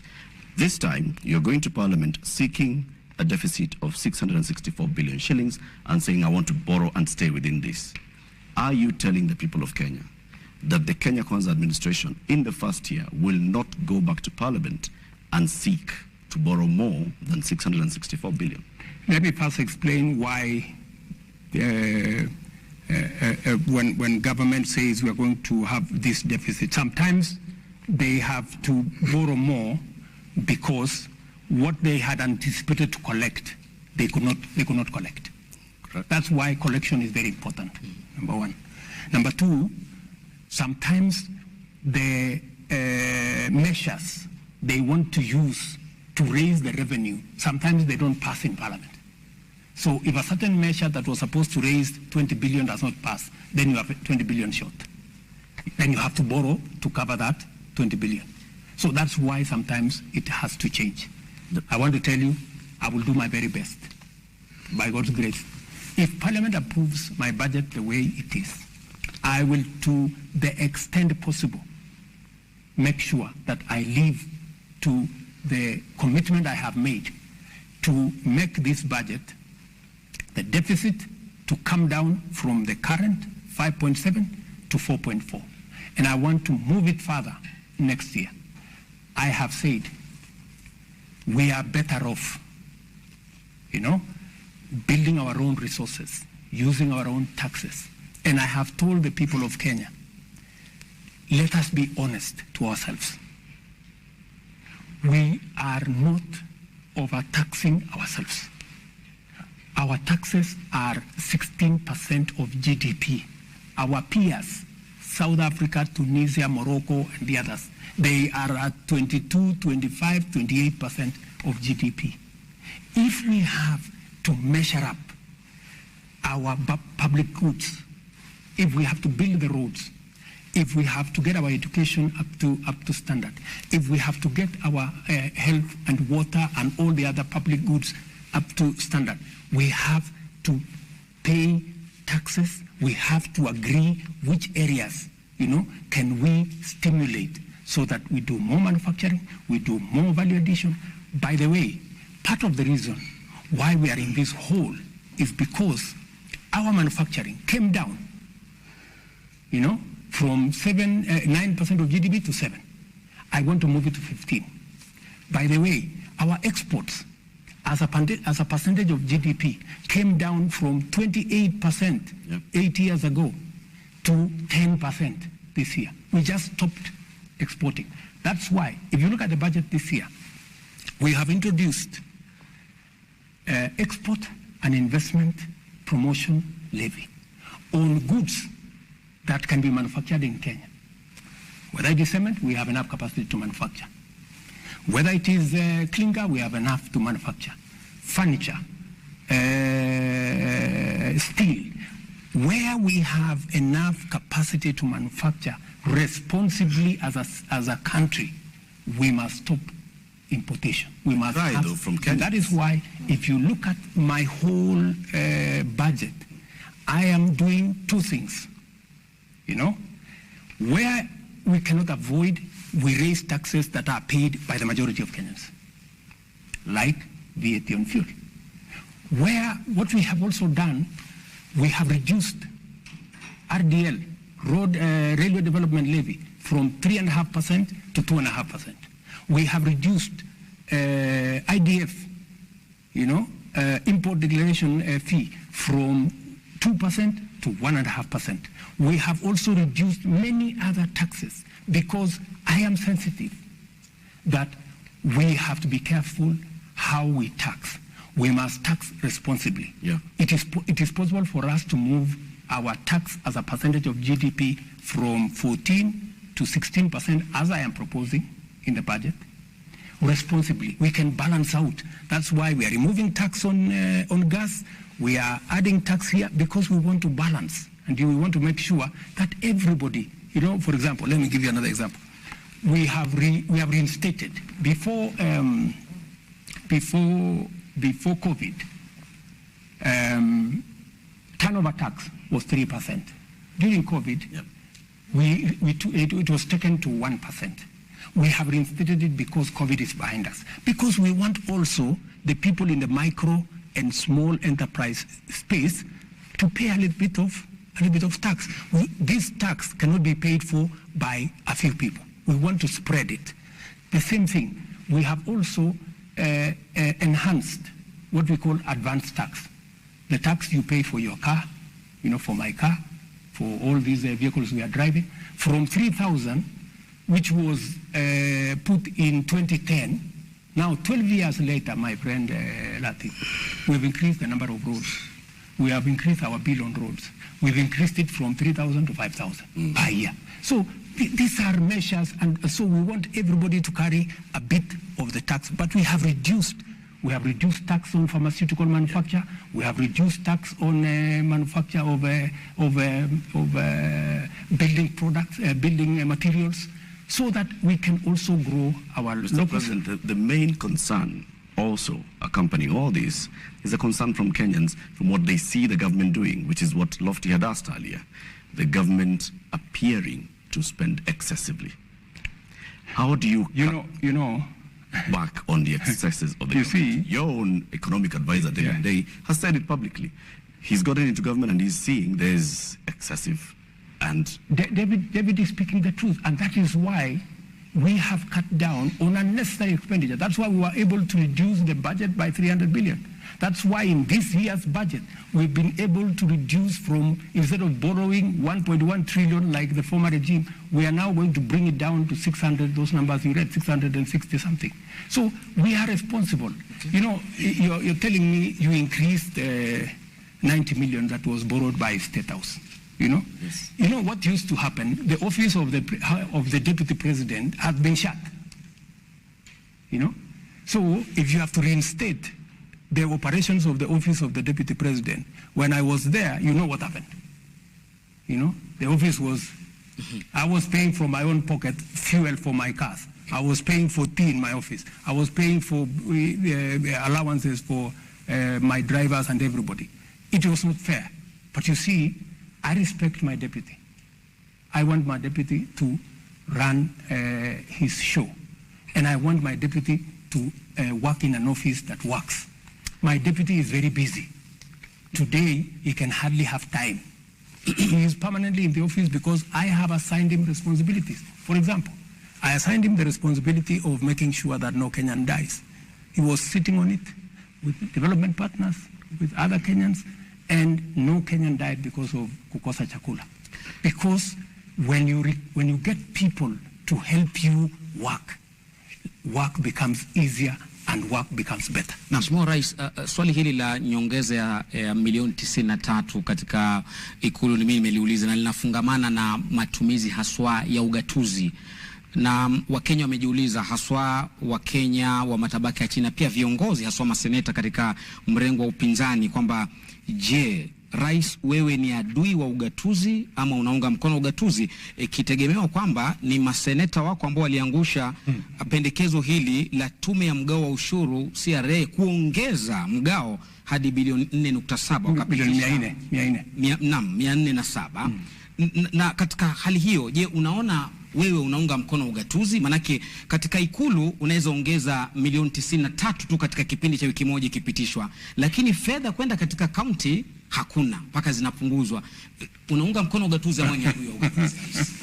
Mimi ni rafiki mkubwa sana wa ugatuzi. Basi mbona na waulize magavana wetu.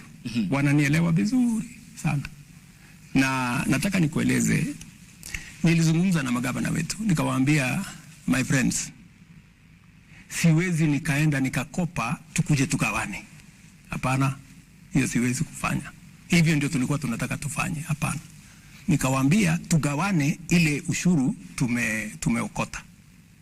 Ile ya kuenda kwa sababu mwaka uliopita iliisha mwaka kama tuko na deni ya karibu bilioni 90 pesa ya makaunti. Mimi ndio nimekuja kuilipia.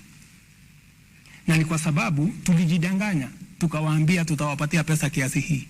Haikupatikana hiyo pesa. Ikabidi ivuke iende mwaka unaofuata. So mimi nimewaambia safari hii, ndugu zangu, budget nimepunguza borrowing, ile mikopo kutoka karibu trilioni 1 mpaka milioni 600. Kila mmoja wetu akaze mshipi. Ya? Sisi tutakaza mshipi upande wa serikali ya kitaifa na kila mtu. Na ndio sababu tulikubaliana na wao pesa ambazo tutagawanya kwa counties ni bilioni 385. Kwa hivyo uliwashawishi maseneta wako kuangusha sio maseneta, niliwashawishi magavana.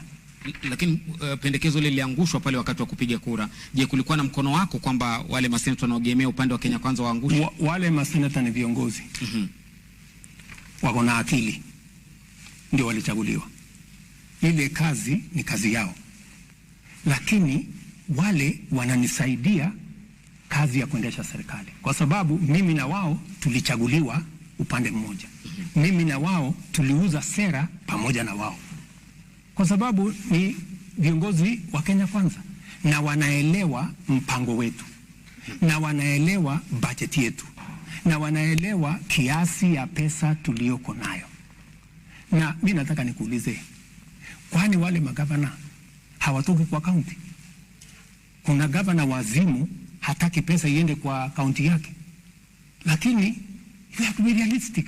You live within your means. Lakini magavana wao hawa wamekukilia kucheleweshwa kwa pesa, mishahara na kadhalika. Ndio nimesema, as decent, responsible people and leaders, we cannot live beyond our means.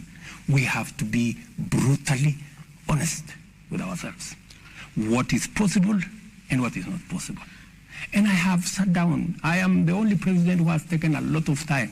I have sat down with governors for 2 days. We have agreed on what we are going to do. We have agreed on joint plans. In fact, we have agreed with the governors that we are going to co-invest, just to show you the level of comradeship between my administration and the governors. We are going to jointly sponsor county, aggregation, and industrial parks.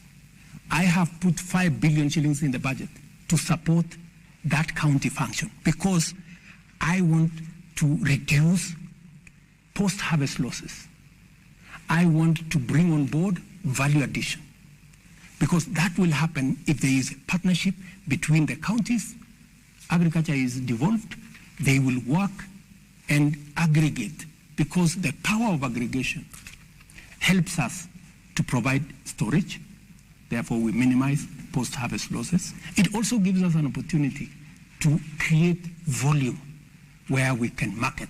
And number three, it gives us an ecosystem for us to value add so that we can take it forward. And by the way, in those, just let me finish. In those county aggregation and industrial parks, we have also linked them to commodity exchange and warehouse receipting, so that counties can be linked.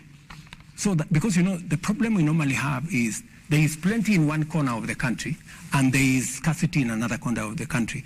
And in between, there is no mechanism of how do you make sure that you close the gap between where you are in another corner, food is going to waste because it is too much and it cannot be absorbed. On another corner, people are dying or people are hungry because they didn't have food. So commodity exchange and warehouse receipting is going to link the county aggregation and industrial. I have a direct question on that, Mr. President.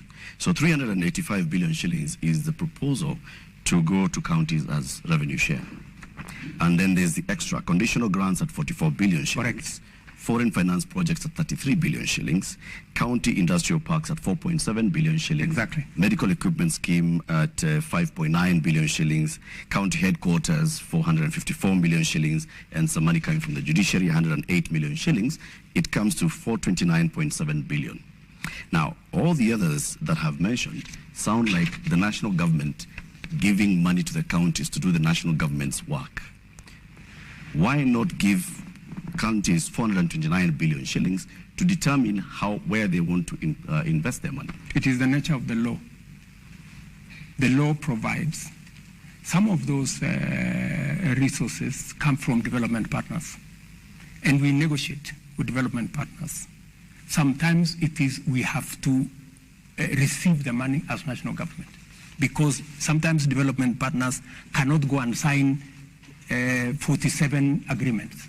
They prefer to sign one agreement with the national government on the understanding that this money will be passed to the counties. So it is just an accounting government procedure that dictates that some of the time we do that.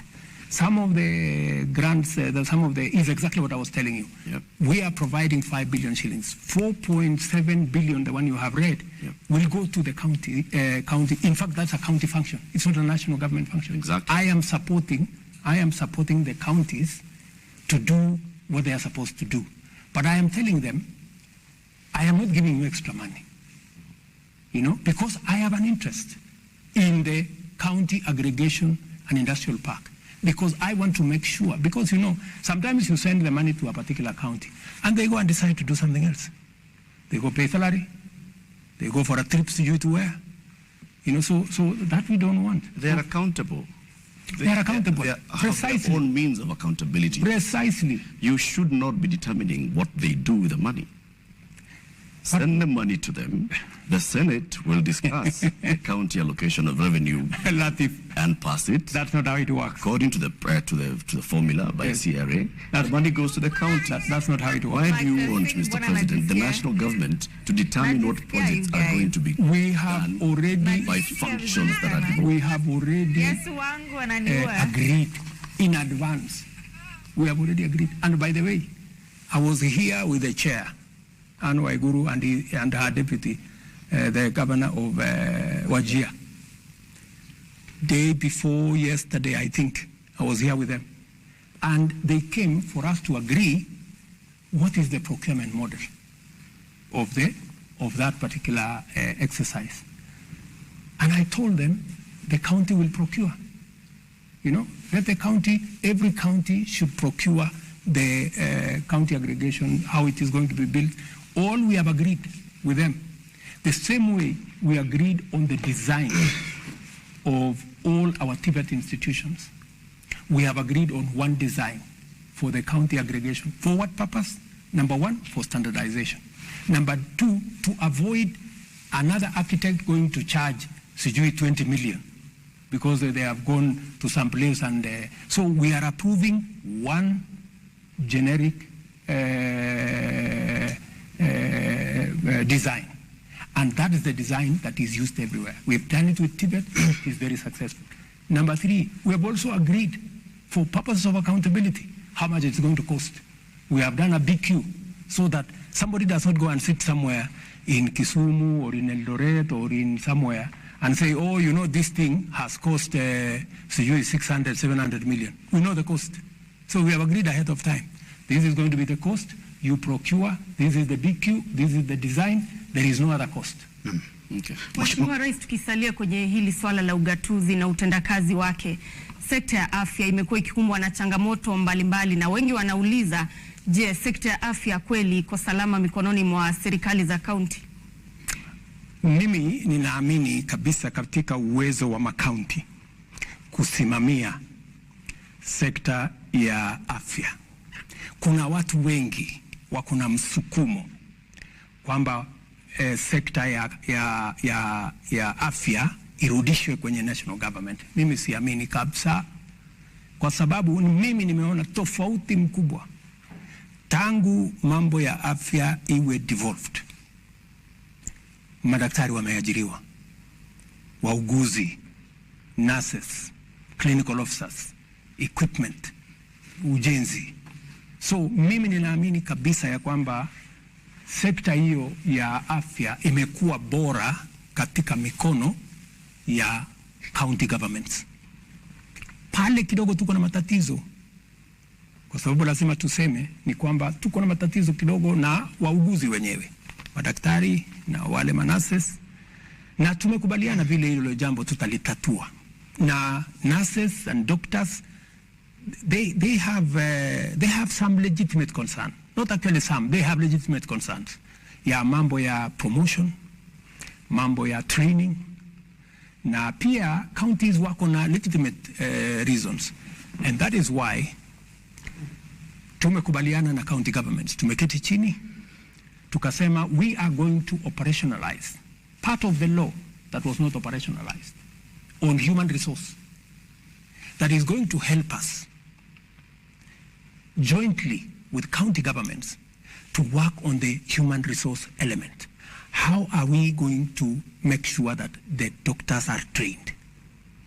When they go on training, what happens? Because counties wanatuambia madaktari 10-20 wameenda training miaka 4, bado wanapata mshahara katika county. Kwa hivyo hawawezi kuajiri daktari mwingine miaka 3, miaka 4. So lazima hapo pia tuketi chini, ni vipi ni wakienda katika training, nani atagharamia hiyo training?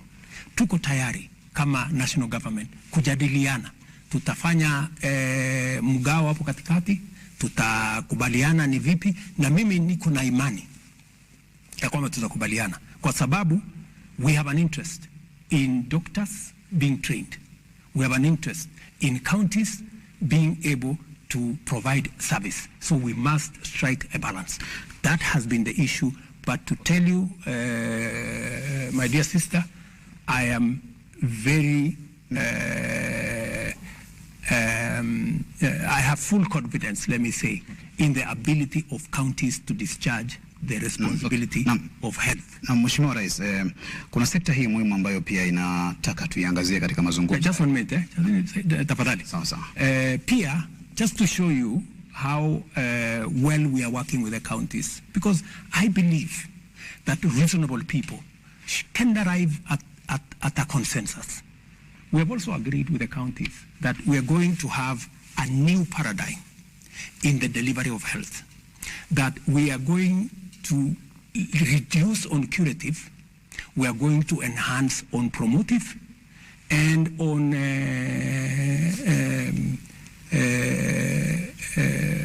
preventive. Those two, on preventive and promotive. And that's why we have agreed with them that jointly between the national government and the county government, under the new plan that I am pushing, we are going to change what we call today community health volunteers. We're going to change them to community health promoters so that we can pay them a stipend. And we can also equip them. We are currently procuring about maybe 1.3 billion worth of equipment for community health promoters. These are close to 100,000 people in Kenya. Okay. And we are going to allocate every community health promoter about 100 homes. So permanently, home to home, they will be visiting. Wako na kitu ya kumesha pressure, ya kumesha sukari, ya kupima kila kitu. You don't have to go to hospital. Na mambo ataanza kukueleza hapa kuna matatizo. Okay. Tafadhali enda hospitali, enda pale dispensary. Okay, so we are changing, and I am very happy with the partnership we have with the council. Excellency, in relation to that, and my colleague will come in on another note. There is a brewing scandal at the Kenya Medical Supplies Agency, KEMSA. And this is in relation to the bungling of the Global Fund, which is about 3.7 billion Kenya shillings. We understand that the donors are unhappy because of the flaws in the procurement process. And there seems to be systemic corruption that we aren't talking about. And to an extent, you mentioned that during your campaigns of the scandal at the KEMSA, which is the Kenya Medical Supplies Agency. What then will your government do? Because you have talked about the hospitals, the facilities, and the personnel, but there needs to be the medication that will come from this agency. How will you address the problem of corruption at KEMSA? Watch this space. What you have said is correct. So, and I am doing something about it. I don't want to speak about it now. We'll see results then? Yes, you will see results. Mr. President, I want to give you my commitment. I will clean up KEMSA. Whatever it takes. Mr. President, whatever it costs, I will clean it up. Related to that, what is your philosophy really about corruption in the country? Do you think it's a big problem? And the people, the high-profile people who had cases before you came to power, and you've seen the Directorate of Public Prosecutions dropping their cases. From where you sit, do you feel they are innocent? It is not for me to judge anybody to be guilty or innocent. Some of them are your allies. The commitment, even if you are my friend, how do I know whether you are corrupt or not? You know, even you are my ally. So the ability to judge whether one is innocent or not is with the criminal justice system and the investigative agencies. Okay. The commitment I made to the people of Kenya is that I will build the institutions that will deal firmly and decisively with corruption. It is not going to go away in one day. We will have to put up a real fight. And as I do it at a personal level, we have to support the institutions that will help us deal with it as a way of ensuring sustainability. That is why I said the financial independence of the DCI, of the police, of the investigative agencies must get out of the office of the president. Let them run their budget, investigate whoever they want. And I have been very clear to the DPP, I have been very clear to my friends at EACC not to call me on any matter. And I also promised them I will not call them on any matter. Let them prosecute everybody that they want to prosecute. There were days that because somebody is senior or the president has to be informed, I told them I don't want to be informed. If somebody has been found guilty of anything, they should be dealt with in accordance with the law. Let me also tell you, it is the same reason that I am enhancing the budget for the judiciary, because I want the judiciary to appropriate their responsibility and mandate to deal with corruption firmly, decisively, but also in a timely manner, so that we don't have corruption cases running for 3, 4, 5, 10 years. They must be dealt with expeditiously.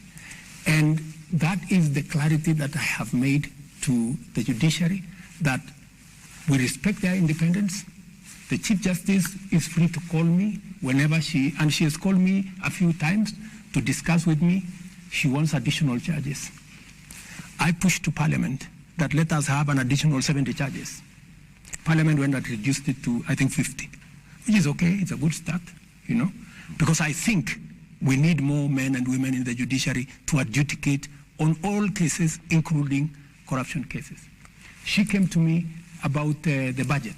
We came and discussed with her the areas they wanted in the budget. They wanted a few, they wanted the small claims court. We provided the funding for it. The first one's in Nairobi. We gave them the resources to make sure that they begin the small claims court and another hustler court. It's a smaller court. I don't know whether I'm saying the right one, but that one. She said she wants to do bottom up. Small claims court. Yeah, so we provided the resources for it. She came back to me and told me she wants to complete, I think they have about 20 different buildings in different places for courts around the country. That's why I have put money, because that's why I have given them an extra 4 billion shillings, because it is my commitment that we should build the capacity of the judiciary to be able to handle cases. We should build the capacity of the DCI. We should build the capacity of the EACC so that they can do their job. I cannot do everything. I'm a human being. That's true, Your Excellency. With the capacity also comes responsibility. Yes. Those officers that you've mentioned are the ones that have been involved in what we can call the debacle about dropping of cases. The DPP goes to court and says, I was expecting the DCI to give me more information. The DCI has not given me more information, so I have nothing to take this case forward. The controller of budget went to Parliament, and she actually also spoke about what happened with regards to the Telecom Kenya payment. Now, these are officers who they're independent constitutionally, but they have sworn an oath of office on how to do their job. Do you think they ought to take responsibility for these actions, for taking somebody to court over 8 years, no prosecution proceeds, and then a case is dropped on account of, I do not have evidence? They are the best placed to answer those questions. And they should answer those questions. I mean, if you've taken somebody to court for 8 years, and then you actually did not have a case against them, it was orchestrated, it was malicious, you have something to answer, you know? Because my understanding, from what I have seen in the courts, is that there are people who have been taken to court, and the cases have never moved, you know, from day one. You know, the cases have never made even a step. And it is the reason why I asked Kinoti to resign and leave. Because he was involved in the exercise of politicizing the criminal justice system. Is that sufficient? Which is unacceptable to me. You know, which is unacceptable to me. So, and you can ask Mr. Amin.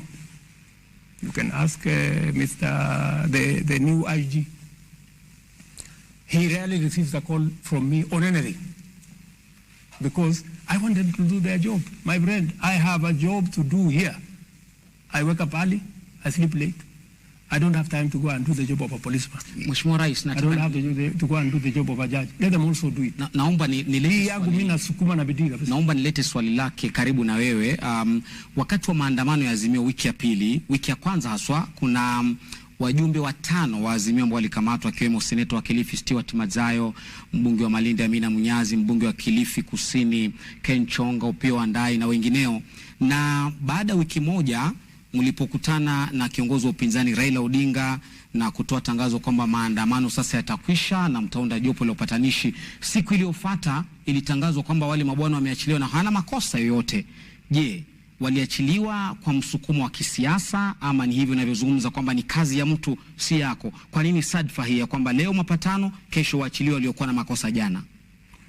Kwanza hatukukutana na kiongozi, hiyo ni story yako. Hatukukutana na kiongozi wa upinzani. Nilitoa taarifa yangu, yeye akatoa yake. Hatukukutana. Hiyo ni ya kwanza.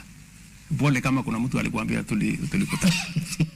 Jambo la pili, hiyo swali lingine ya pili, lakini muhimu kwamba kulikuwa na upatano katika taarifa zenu mbele ya Wakenya, mbele ya umma. Hiyo ya pili, ndugu yangu Matambo. Naam. Matambo. Ya pili ni kwamba kuna mtu anaitwa DPP. Ofisi yake ni independent kutoka kwangu. Ningekuomba kwa heshima umtafute na umuulize haya mambo. Atakujibu. I am sure you will answer. Hili swali wa Kenya walijiuliza, ndio maana mimi nimekuuliza kwa nini SADC? Mimi nilifanya yangu ya kama rais. Mimi nilisema kwa sababu hawa ndugu zetu wamesema ya kwamba wanataka wacha niseme hivi, sitaki kusema sana. Nilipata habari kutoka mmoja wa watu wa Azimio, wakaniambia tafadhali bwana rais, wewe ndio the big brother, hata ingawaje kwa umri wewe ni mdogo kwa kiongozi wa upinzani, wewe uwe wa kwanza kusema ya kwamba huko tayari kutafuta njia ya mazungumzo. Nikawaeleza mimi mazungumzo sina shida, bora sio mazungumzo ya handshake. Kama ni mazungumzo ya kule bunge, watu waende waongee. Hii maneno mnasema saba, sijui maneno mnasema sijui nikawaambia hii IBC tuko tayari. Mimi sina mtu pale ambaye nimemweka kwa sababu yeyote. Kama tutakubaliana ya kwamba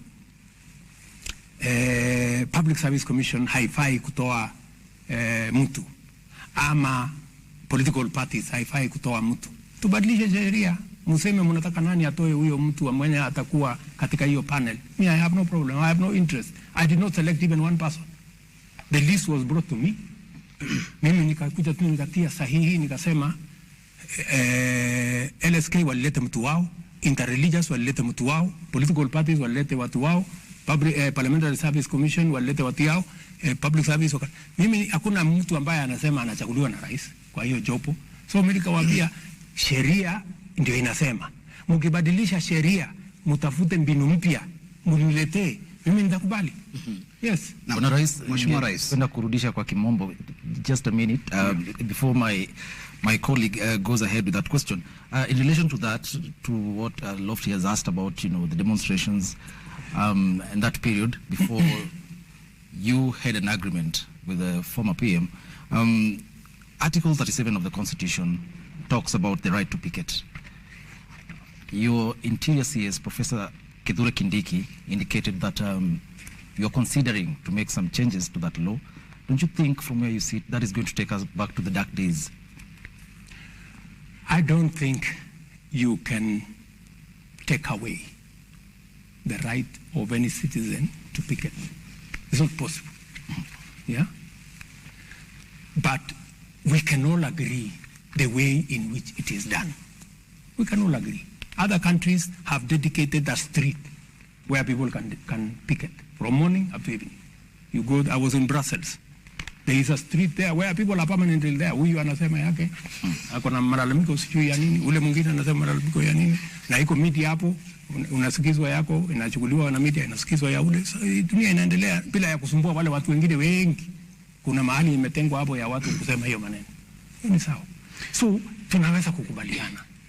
Ile ambayo mimi ninaona haifai, ndugu zangu, ni kutumia picketing kuzusha ghasia na fujo na vita, kuharibu mali ya wananchi. Nobody has any right, my good friend. Nobody has a right. Hata kama biashara ni ya mama mboga hapo, unaenda unakanyaga mboga yake. Wameenda sijui pale hapo Kisumu, jamaa moja wameenda wakakula viti yake kwa restaurant yake, ule jamaa alikuwa analia machozi hapo nje. Wameenda sijui supermarket nyingine hapo Utawala, ama ilikuwa ni wapi pale Mbakasi, wameloot. That's not picketing. That's criminality. And those hiyo maandamano yote si kuona any peaceful maandamano, ilikuwa ni fujo, vita, ghasia nini. So it's not working. So we need to agree You know, the right to picket must be protected. Okay. But the how is important. Mheshimiwa Rais, vijana, mashabiki wa spoti na vile vile wachezaji wanasema tusiwasahau katika mazungumzo ya siku ya leo. Michezo inaleta jamii pamoja. Hili umekuwa katika derby ya mashemeji na jana ulikuwa katika mashindano ya Keep Keno Classic uwanjani Kasarani. Serikali yako inafanya nini kuhusu kuinua talanta na vile vile ujenzi wa viwanja? Kesho kwa mfano nitapokea habari ya ile commitment nilifanya kwa watu wa Kenya ya kwamba nitaweka umuhimu katika mambo ya michezo katika taifa letu la Kenya. Nilisema tutajaribu kuhost Africa Cup in 2027. We are launching our bid on Wednesday, right? I was part of the people who came up with the sports fund because we wanted to reward, we wanted to create, because we have talent in Kenya. We have arts, we have the creatives, we have the sports talent in Kenya. We wanted to find a mechanism of promoting. That is why mimi nimelaumiwa sana. Wewe ulisema nini? Stadium. Wewe ulisema stadium. Sasa mtaniuliza mambo ya stadium na nitawajibu because I am now in charge. Tupe jibu. Na niko na mpango, nimemwambia Babu na Mwamba atengeneze master plan. You will see a big difference. Okay. Yeah? And already we are doing something about our stadia, right? So we are going to invest in the infrastructure. We are also going to invest in the training. We are also going to invest in the positive profiling of sports. When I came into office, the first thing I did, I told Babu na Mwamba, enda mpaka utafute watu wa FIFA mahali waliko. We cannot continue to have our country banned by FIFA. And within 4 months, ban yenye ilikuwa hapa for 2 years, we removed it. Today, we have come back.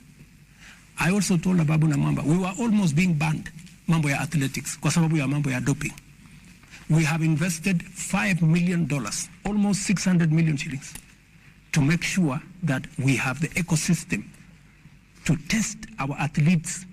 I think they do it now almost every week, to make sure that doping is not part of our sports. So I am very clear on where I want to take sports. In fact, you heard me announce that we are going to have a bottom-up tournament from the world. Yenye tutafanya finals tarehe 12 December, because we want to grow sports. I have also said, Abdi, that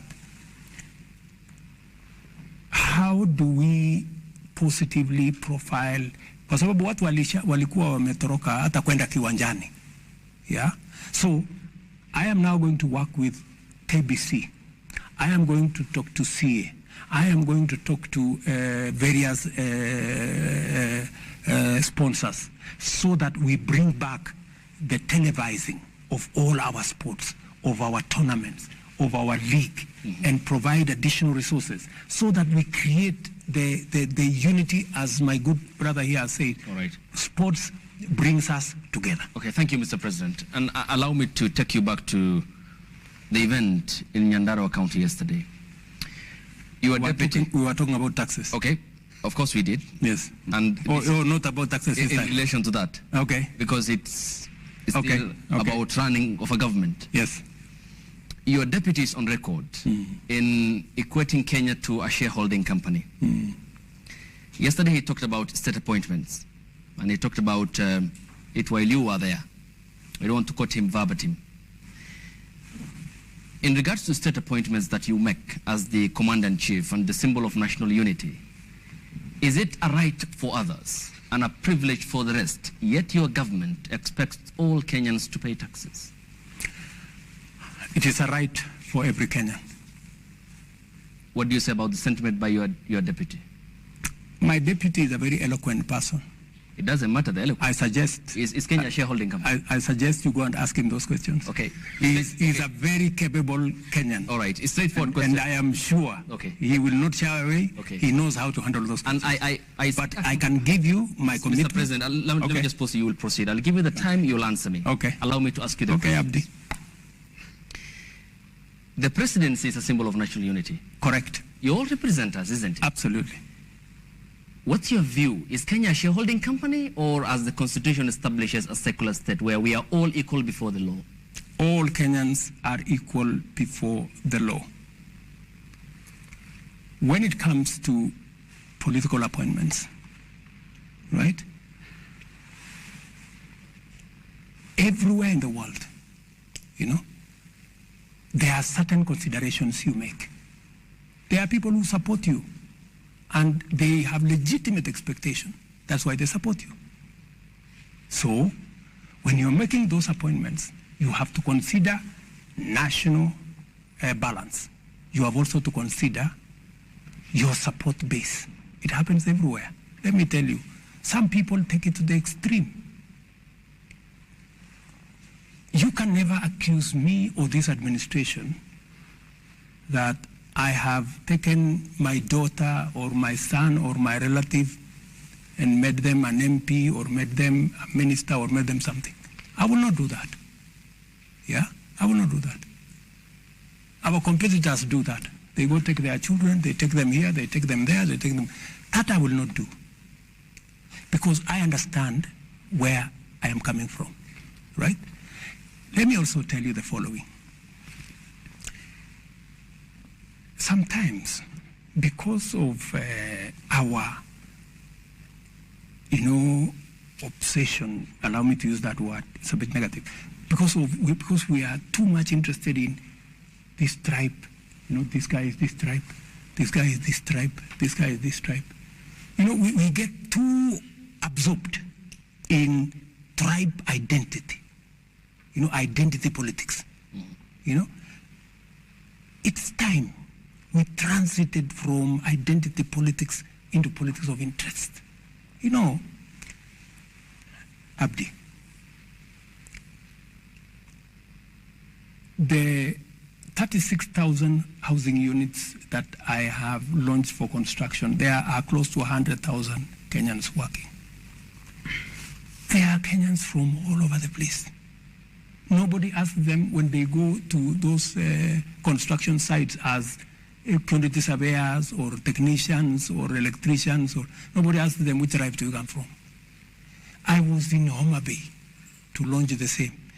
And this program of housing is going to be in every corner of the Republic of Kenya. We're going to make sure so that we begin to walk away from 3, 10, 20 appointments. We are so obsessed. It's because of this scarcity. We are so obsessed with 10 people or 20 people. You will discover, for example, it doesn't matter. Even if I appoint 20 people from a certain community, let me not mention any community, it will not change the dynamic. People from that community, millions are still on the street.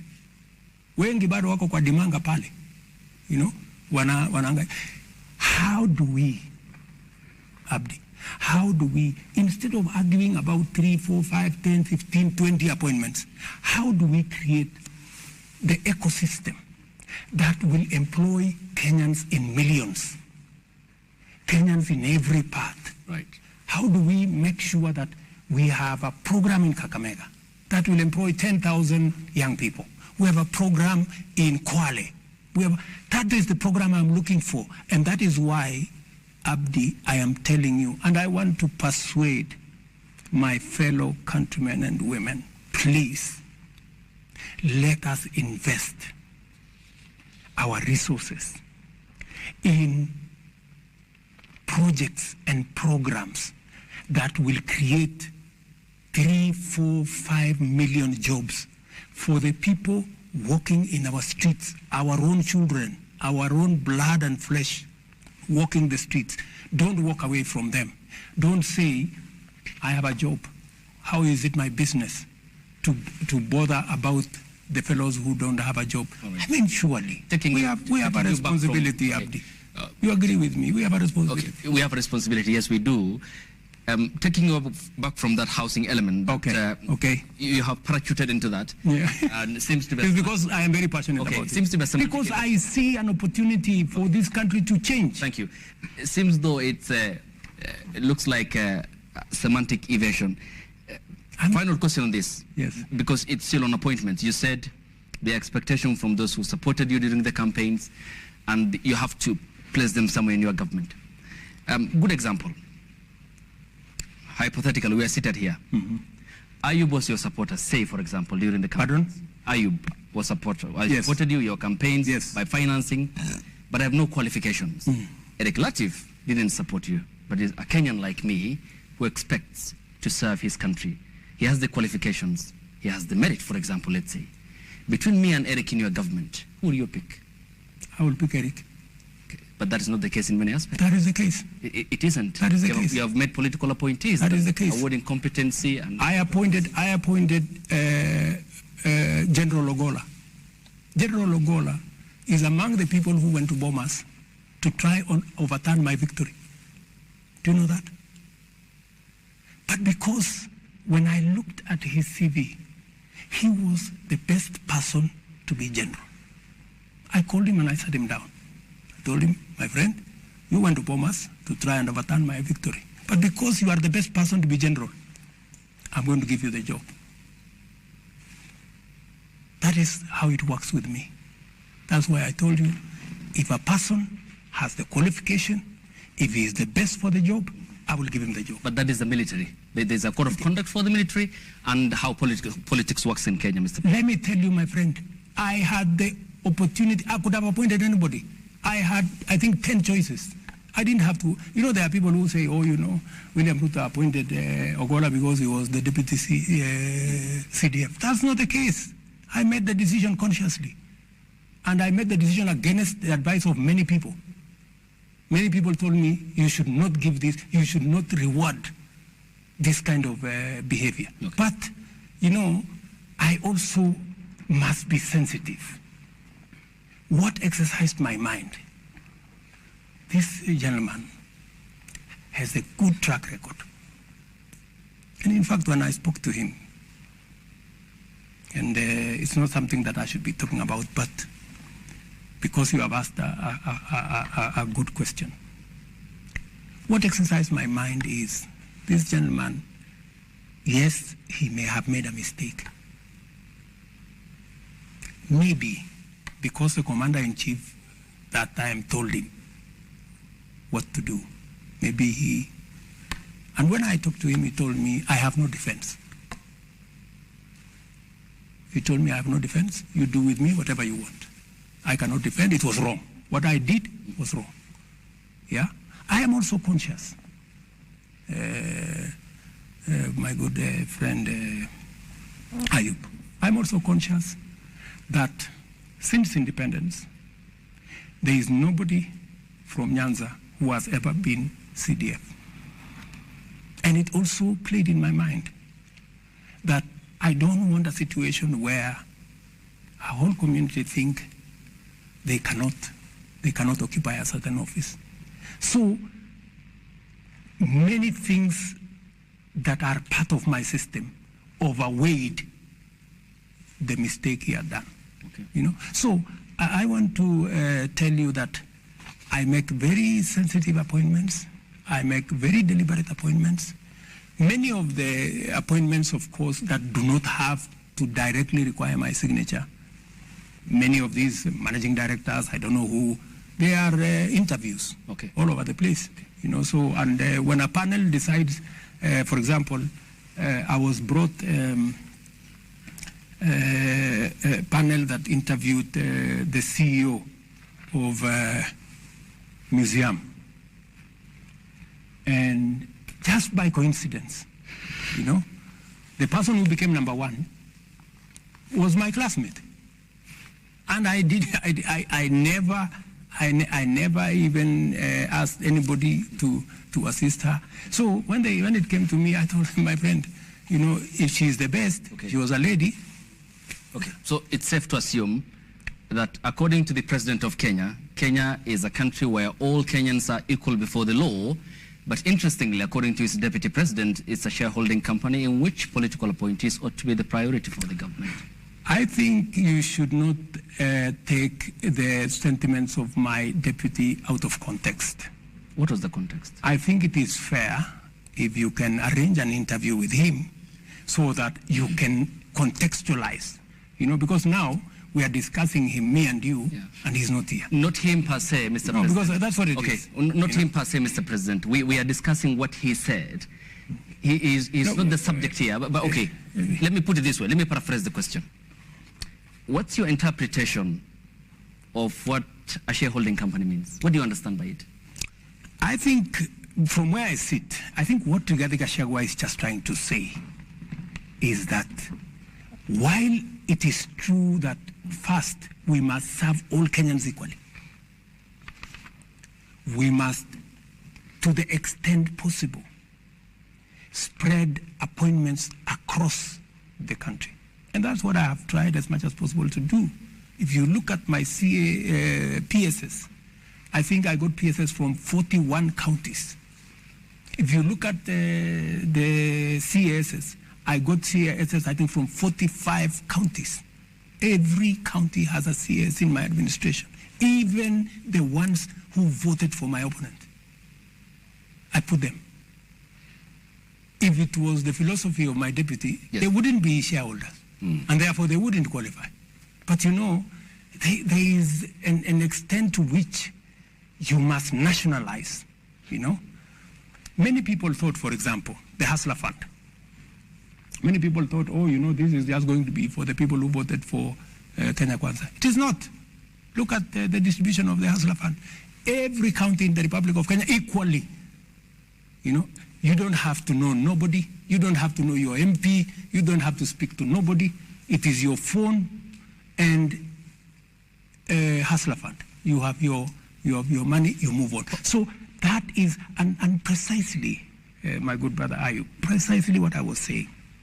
Instead of arguing about 20 appointments, 15, I don't know, this community, that community, why don't we bake a bigger cake?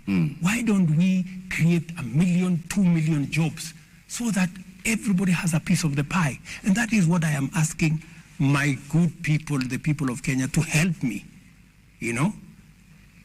invest in these programs. Let us pay our taxes. Let us contribute to the housing fund. Let us, those of us who have a job, let us not hold those who are without a job in contempt. They have not committed any crime. They are not lesser human beings. It is just that they don't have the opportunity me and you have. Let us do something about them also feeling part. Mheshimiwa, kabla mwelekezi wetu ama kiongozi wetu kumalizia, naomba tu ukate mzizi wa fitina kwa swali lake Ayub. Kwa hivyo sasa hivi unaweza kuambia Wakenya kwamba matamshi ya naibu wako unayakana na kuyakashifu kwamba serikali yako si kampuni ya hisa. Haya ni mambo yako. Kwa hivyo unamuunga mkono basi. Haya ni mambo yako. Tuambie. Nimewaambia, yule bwana ni mtu mwenye ako na anaweza kujieleza. Mbona nyinyi mnakuja kumleta hapa, kumleta kwa mjadala hapa? Mmemuuliza yeye akakataa kuwaona. Tumeleta maneno yake. Mbona mnaleta maneno yake na ni mtu mzima? Kwa sababu ako na akili timamu. Wewe ndio kiongozi wa serikali. Mbona msiende nimewaeleza msimamo wa serikali ya Kenya. Sasa ile imebaki, mtafute, anaitwa Rigiji. Mtafute.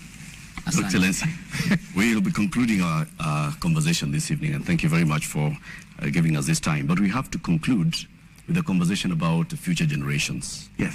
Article 53 of the Constitution, every child in Kenya has a right to free and compulsory basic education. The junior secondary school pupils went to school on the 30th of January, and they closed at the end of April. And by the time they were closing, many of them had not received sufficient teachers. Many had not received books. So, by and large, learning did not take place for an entire term. They have opened for the second term. They still have a shortage of teachers. They still have a shortage of books. It has been said that the JSS and the transition of CBC from primary level to the middle level is being bungled. I've not heard you, Mr. President, speak out against this. I've not heard you mention this. Are you aware, Mr. President, that about 1.19 million children in Kenya are not learning, that there's a crisis? When I came into office, I found a big crisis. That is why I appointed a presidential party to look at education. And by the way, I believe that education is the most important instrument of shaping our human capital and our future. Because the asset, the biggest asset we have as a country is the human capital. That is what makes Kenya what it is. And education is the one that sharpens our education, our human capital, beginning with primary school. When I came into office, what did I do? I quickly appointed a presidential party to work on it, and I made certain decisions.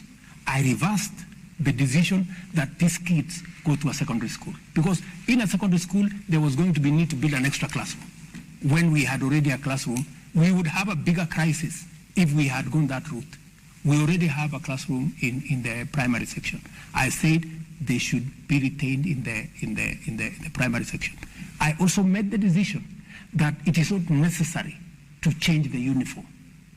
You know, because many of them, we have a problem there of uniform. I don't know how uniform costs, I don't know, 4,000 to 5,000. I don't understand that. 20,000, Mr. President. 14,000, I don't know. So there is a problem there. There is corruption. We must deal with it. And that's a subject for another day. So I made that decision. I also made the decision to hire 35,000 teachers, the largest ever, right? Because there was a need. I went ahead because that whole education ecosystem, we are working on refining the CBC to make sure that it is not overloaded. We've agreed on some of the elements. We are working on some of the elements. In fact, the bigger problem there was, and I had to talk to TSC, Madam Nancy Macharia, was that some of the teachers had not even been paid. I asked them, is it a question of money? It was not a question of money. It was a question of forms. They need to fill this, they need to fill this, they have not submitted this, they have not submitted that. And it was a requirement because this is public money. If you have not submitted all the documentation, you cannot be paid public money. So we try to expedite that. There is a shortage of teachers, without a doubt.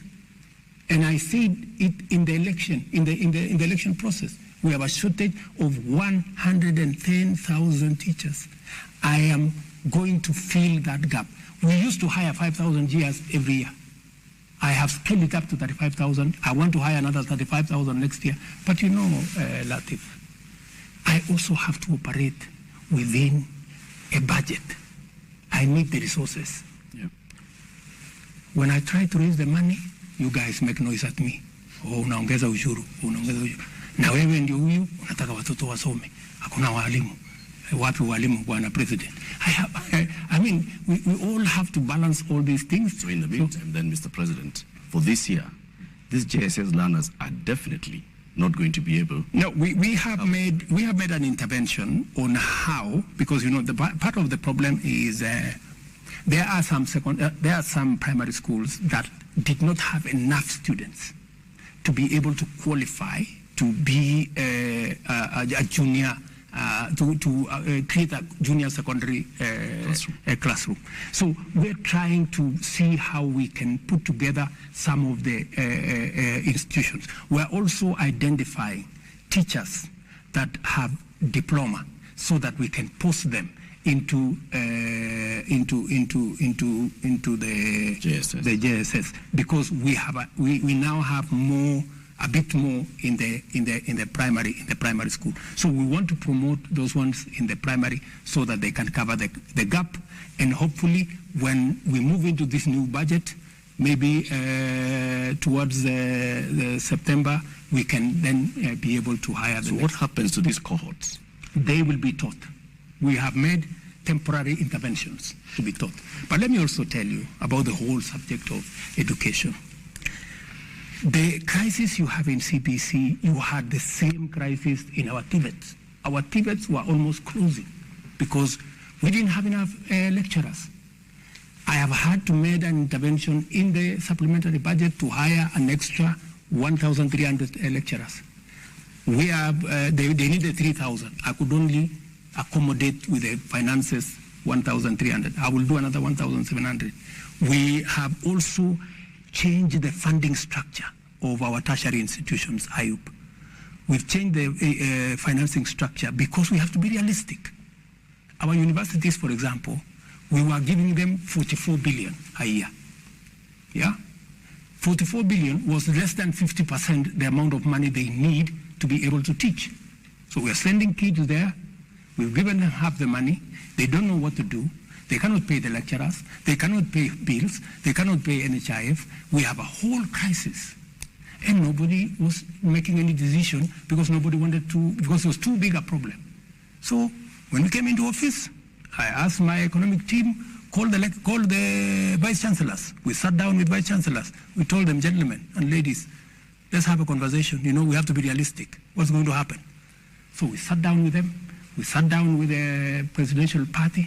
I have had like maybe 8 meetings, 2 or 3 hours in my office here on that one subject. Finally, we came up with a funding model, yeah, where 30% of the students, especially those who come from families, about 45,000 students, scholarship fully paid, you know.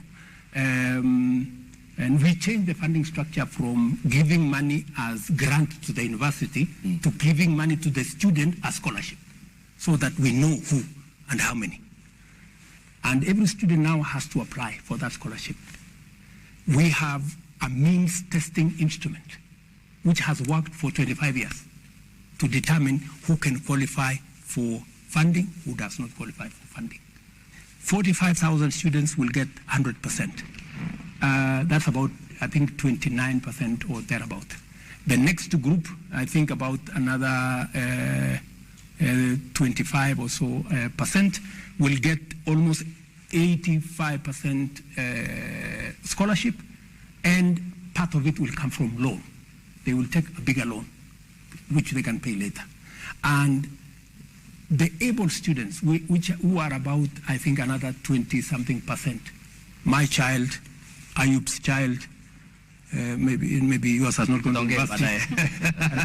And I mean, those are our kids who go to these academies where we pay 300,000, 200,000.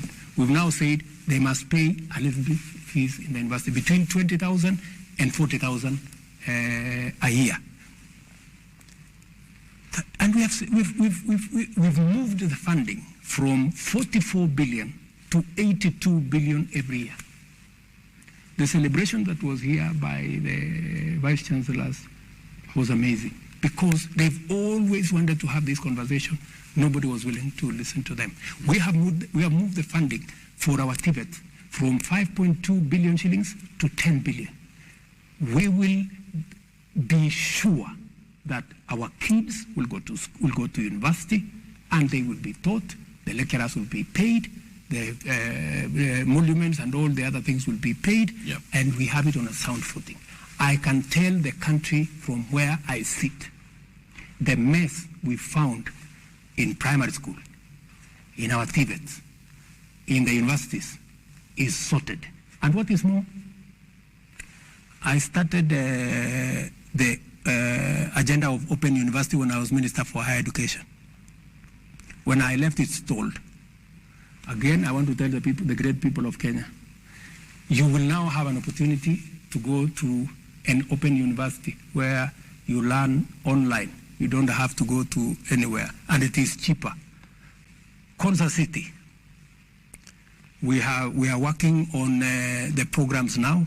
We are going to launch that university, I think, in September this year. So we'll admit students in the Kenya Open University, where we are going to increase the chances of people going to university because it's much more affordable.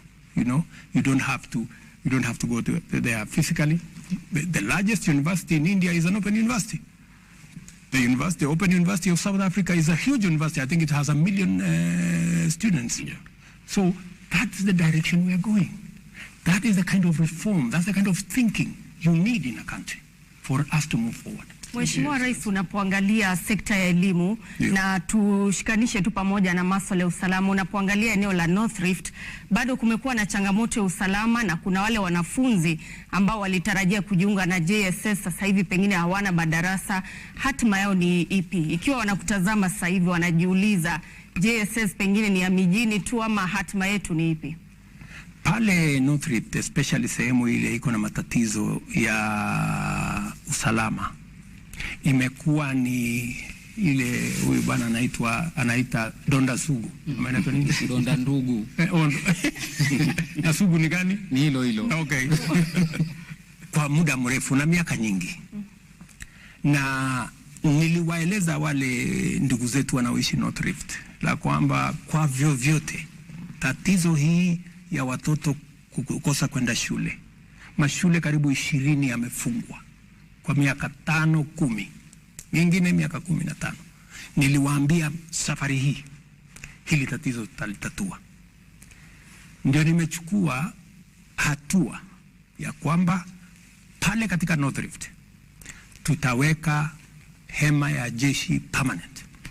Pale katika North Rift tutaweka camp ya polisi permanent. Hawa magaidi na wakora na wezi wa ng'ombe tutapambana na wao, na mimi nataka niwaambie nikiketi kutoka hapa, for vyovyote, if it's going to take 10 years, if it's going to take 20 years, they better be ready, because this story of kids not going to school must come to an end. Mimi nimetoa pesa karibu milioni 100 nimepatia jeshi waende wajenge hizo mashule zote ambazo zilivunjwa na hawa wakora, ili tuwarudishe watoto wetu. I'm going to get a report next week. I spoke to actually Machogu this morning. I'm going to get a report next week. Mahali wanajeshi wetu wamefikisha, because our kids must go back to school, and we are going to deal with the challenge of insecurity in the North Rift, whatever it takes. And I have made that commitment as the President of Kenya, that North Rift we must get rid of this insecurity in North Rift, because North Rift once and for all. Yes. Naomba mheshimiwa tupambua time imeisha. Uliza swali la mwisho. Naomba tu kuongeza bizari kwenye swali lake Nancy la masuala ya Baringo. Naam. Okay. Ni kwamba kuna shule moja inaitwa Ngeleche na nyingine inaitwa Rugus, bado hazijafunguliwa na zinatumika zingine kama vituo vya kuwafunza wale wanajeshi ama polisi wa akiba. Ni miezi 3 sasa ama 4 katika operation hii ambayo inaendelea, na Wakenya wanasema hawajaona matunda yoyote, kwamba watu wameshikwa ambao ni magaidi na wale majahili katika eneo lile. Ukijibu hilo, ni juzi tu waziri wako wa usalama wa ndani Kindiki Kithure alikuwa katika eneo la mpakani mwa Somalia, Ethiopia na Kenya kukutana na mawaziri wengine, na kuna mpango kwamba eneo ambalo lilikuwa limefungwa kwa zaidi ya miaka 10 huenda likafunguliwa. Ni kwamba katika ukanda huo sasa kuna usalama, mmepambana na magaidi vilivyo kama serikali, ama namna gani? Ni kweli. Nimeenda by the way mpaka hiyo shule ya Rugus. Na ukienda pale utapata matatizo sana. Ukiyaona yale mambo yako vile mambo yalivyo pale. Na ndio sababu niliamua ya kwamba kwa vyovyote, hata kama itanigharimu nini, lazima hii jambo tulitatue. Ni kweli kuna mashule, nafikiri kulikuwa na mashule karibu 20, nafikiri there are almost 5 or 6 schools that are not yet open, because some of them have not been repaired. Wengine wazazi walihama, watoto walihama, so lazima tuweke kwanza usalama wa kutosha, ndio wale watu warudi pale, ndio tuweze kufungua shule. Ile hakikisho mimi nataka nitoe ni kwamba serikali ya Kenya itahakikisha ya kwamba kwa vyovyote tukitumia jeshi la polisi, tukitumia askari wa ziada ama ulisema wanaitwa nini? Akiba. Hawa wote tutawaweka katika hiyo mchanganyiko mpaka swala hili la usalama lipatikane. Pale mpakani tumezungumza na serikali ya Somalia, tumezungumza na IOM, nilikuwa na wao hapa juzi, na tukasema kule kufunga kwa biashara mpakani kuna wafanya magaidi kuona ya kwamba wamefaulu. Ni vipi tunaweza kuhakikisha, unaweza kuweka ya kwamba hali ya kawaida ya maisha inaendelea hata pale tukibambana na magaidi. Ya, kwa sababu kule kufungwa kabisa kwa mpaka makes it look like the criminals have succeeded in blocking people between our two countries, trade between our two countries, and as a result smuggling and illegal things are going on. It is better we have a formal border where taxes are being collected by Somalia on the other side, Kenya on this other side. Because in the absence of a border point, it means there is nowhere, so you will still find products moving from here to there, but there is no mechanism of checking whether the products meet standards, whether taxes have been paid. So it is good to formalize a place where people who are genuine can go there and be able to present themselves, present their goods, pay taxes, do business, so that we can deal with the criminals outside that formal engagement. Shukran kwa kukubali bizari yangu kwenye Asante sana. Mheshimiwa Rais, naona tumetumia muda wa ziada, muda akiba ziadi. Thank you very much for speaking to us this evening, Mr. President. We have not exhausted the list of questions that we had from Kenyans, but we've even extended some time so we can get some more time. Can you allow me 1 minute? Yes, please. You have to get your closing remark. Okay, before I do my closing remark, wacha niseme tumeondoa ushuru kwa aircrafts, helicopters, parts, engines. Nikasikia kaona watu wengi hapo wakisema unajua president marafiki zake sijui, tunasikia hata yeye hapo na helicopter sijui katika ile project ya kawaida. Mimi nataka niwaeleze wa Kenya hivi. Tumeondoa ushuru kwa mambo ya aircraft kwa sababu Wilson Airport na Kenya is I think the second or third or fourth busiest airport in Africa. Hii Wilson Airport yetu hii. Na kazi kubwa ya Wilson Airport pale ni repairs, maintenance, and one more. We have a very big ecosystem of engineers and people who work in the aeronautical field who had shifted base, kwa sababu wakati tuliweka hii ushuru yote wakahamia Tanzania, wakahamia Uganda, tukapoteza biashara, tukapoteza ajira. Wilson Airport karibu inafungwa. So the same industry players kutoka Wilson Airport walikuja wakasema, jameni, mbona sasa mnatufanya tupeleke ndege zetu Tanzania ama Uganda? Na hapa ndio tuko na engineers, hapa ndio tuko na specialists ambao wanaweza kutufanyia hii kazi. It was purely because we are protecting our jobs and we are protecting our business. So that's the reason. And every other tax that I have put, it is reasoned out. And by the way, I sat in this room with every ministry, every PS, myself, with my team, to interrogate the budget. Because I have to own up and take responsibility for everything that this government does, except, of course, the ones that I cannot, Lakini, to the extent possible, I must be able to answer to the people you say, Ayub. The people of Kenya. Yes, the countrymen and women. I must be able to answer to them when I am called upon to. What if the ladies and gentlemen in the National Assembly and the Senate do not pass the finance bill? Then what? We will cross that river when we get there. But I think I have made, and I will continue to make, a persuasive argument. I believe in engagement. I believe in working with people. That's why I'm taking time to explain myself, you know. I don't think there is any other president who has explained himself the way I do, because I want to persuade the people of Kenya. I don't want to impose things on people. I want them to understand. I want them to criticize what we are proposing. But we must all be objective, you know. Is it reasonable? Does it make sense? You know? Because, you know, we have a country, my friend, and I want to tell you, Latif and this great team, Eric, Lofty,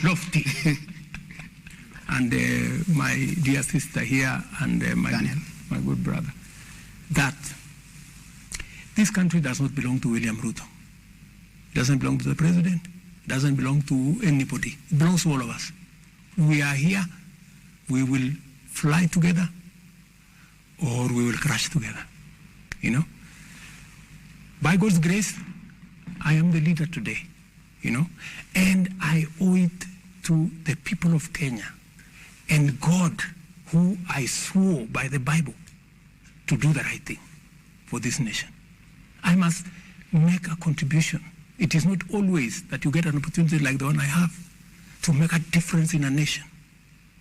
And I want to be understood that whatever we are proposing, we want the best for our country. From where I sit, I understand. Many people criticize, wewe, nani alikuambia ati tunahitaji manyumba? Wewe, wacha hizo. You know, like for example, this fertilizer thing. Allow me this 1 minute. So farmers were saying, we have used DAP fertilizer for all the years. You know, we will not accept any other fertilizer. I know from where I sit as the president of Kenya that DAP is the wrong fertilizer for Kenya. Yet the farmers are asking for it. Did you want me to supply DAP fertilizer to them because they have asked? I said no.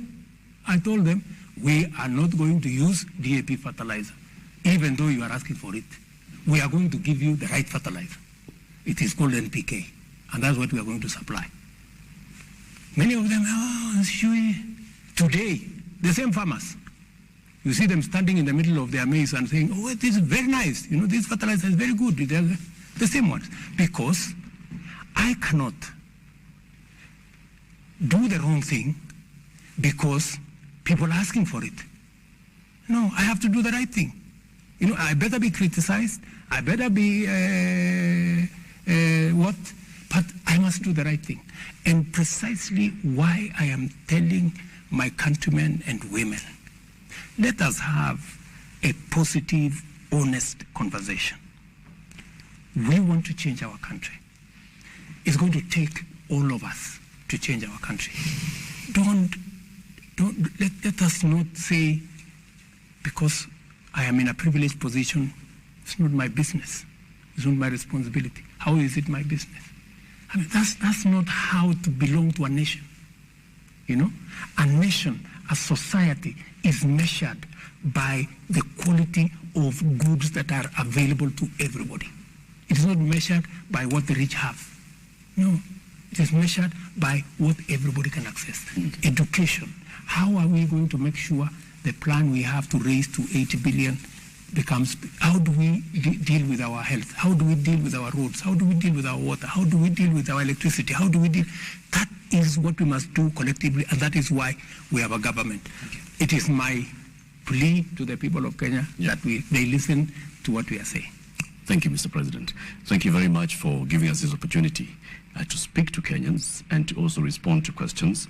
This, of course, goes a long way in entrenching our democracy, and will continue holding you accountable for the words that you say. By all means do. And the deeds of your government. Yes. And continue asking me the difficult questions. It is good.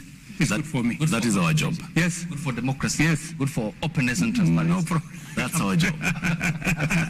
Wewe fanya kazi yako, sisi tufanye kazi yetu. And thank you very much for tuning into this conversation with His Excellency President William Ruto this evening. Thank you for all the questions that you had shared with us earlier.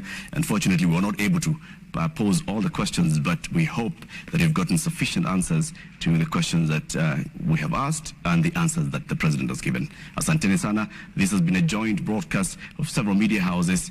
Have a good evening.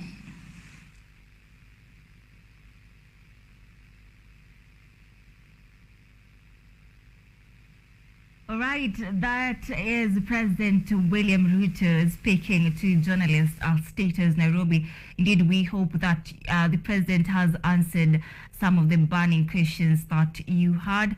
Remember, he has touched on important matters that you might have questions about, including the 3% housing levy that has indeed elicited mixed reactions across the country, with civil servants saying they are not for it. They are not in support for that 3% housing levy, where the president has said that it is not a tax but in accordance with law, and that you can be assured to get back your money in a span of 6 to 7 years should you not be qualified to own a house, or should you not want to own a house under the 3% housing levy. And the cost of living, the president has said that he is focusing on subsidizing production and not consumption, and that includes reducing the cost of fertilizers.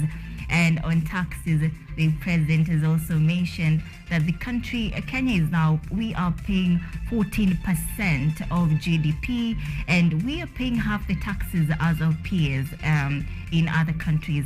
And he intends to make it to 16% like countries, African countries like South Africa, Tunisia and Morocco, in order to get better like other countries, the three mentioned countries that are ahead of us.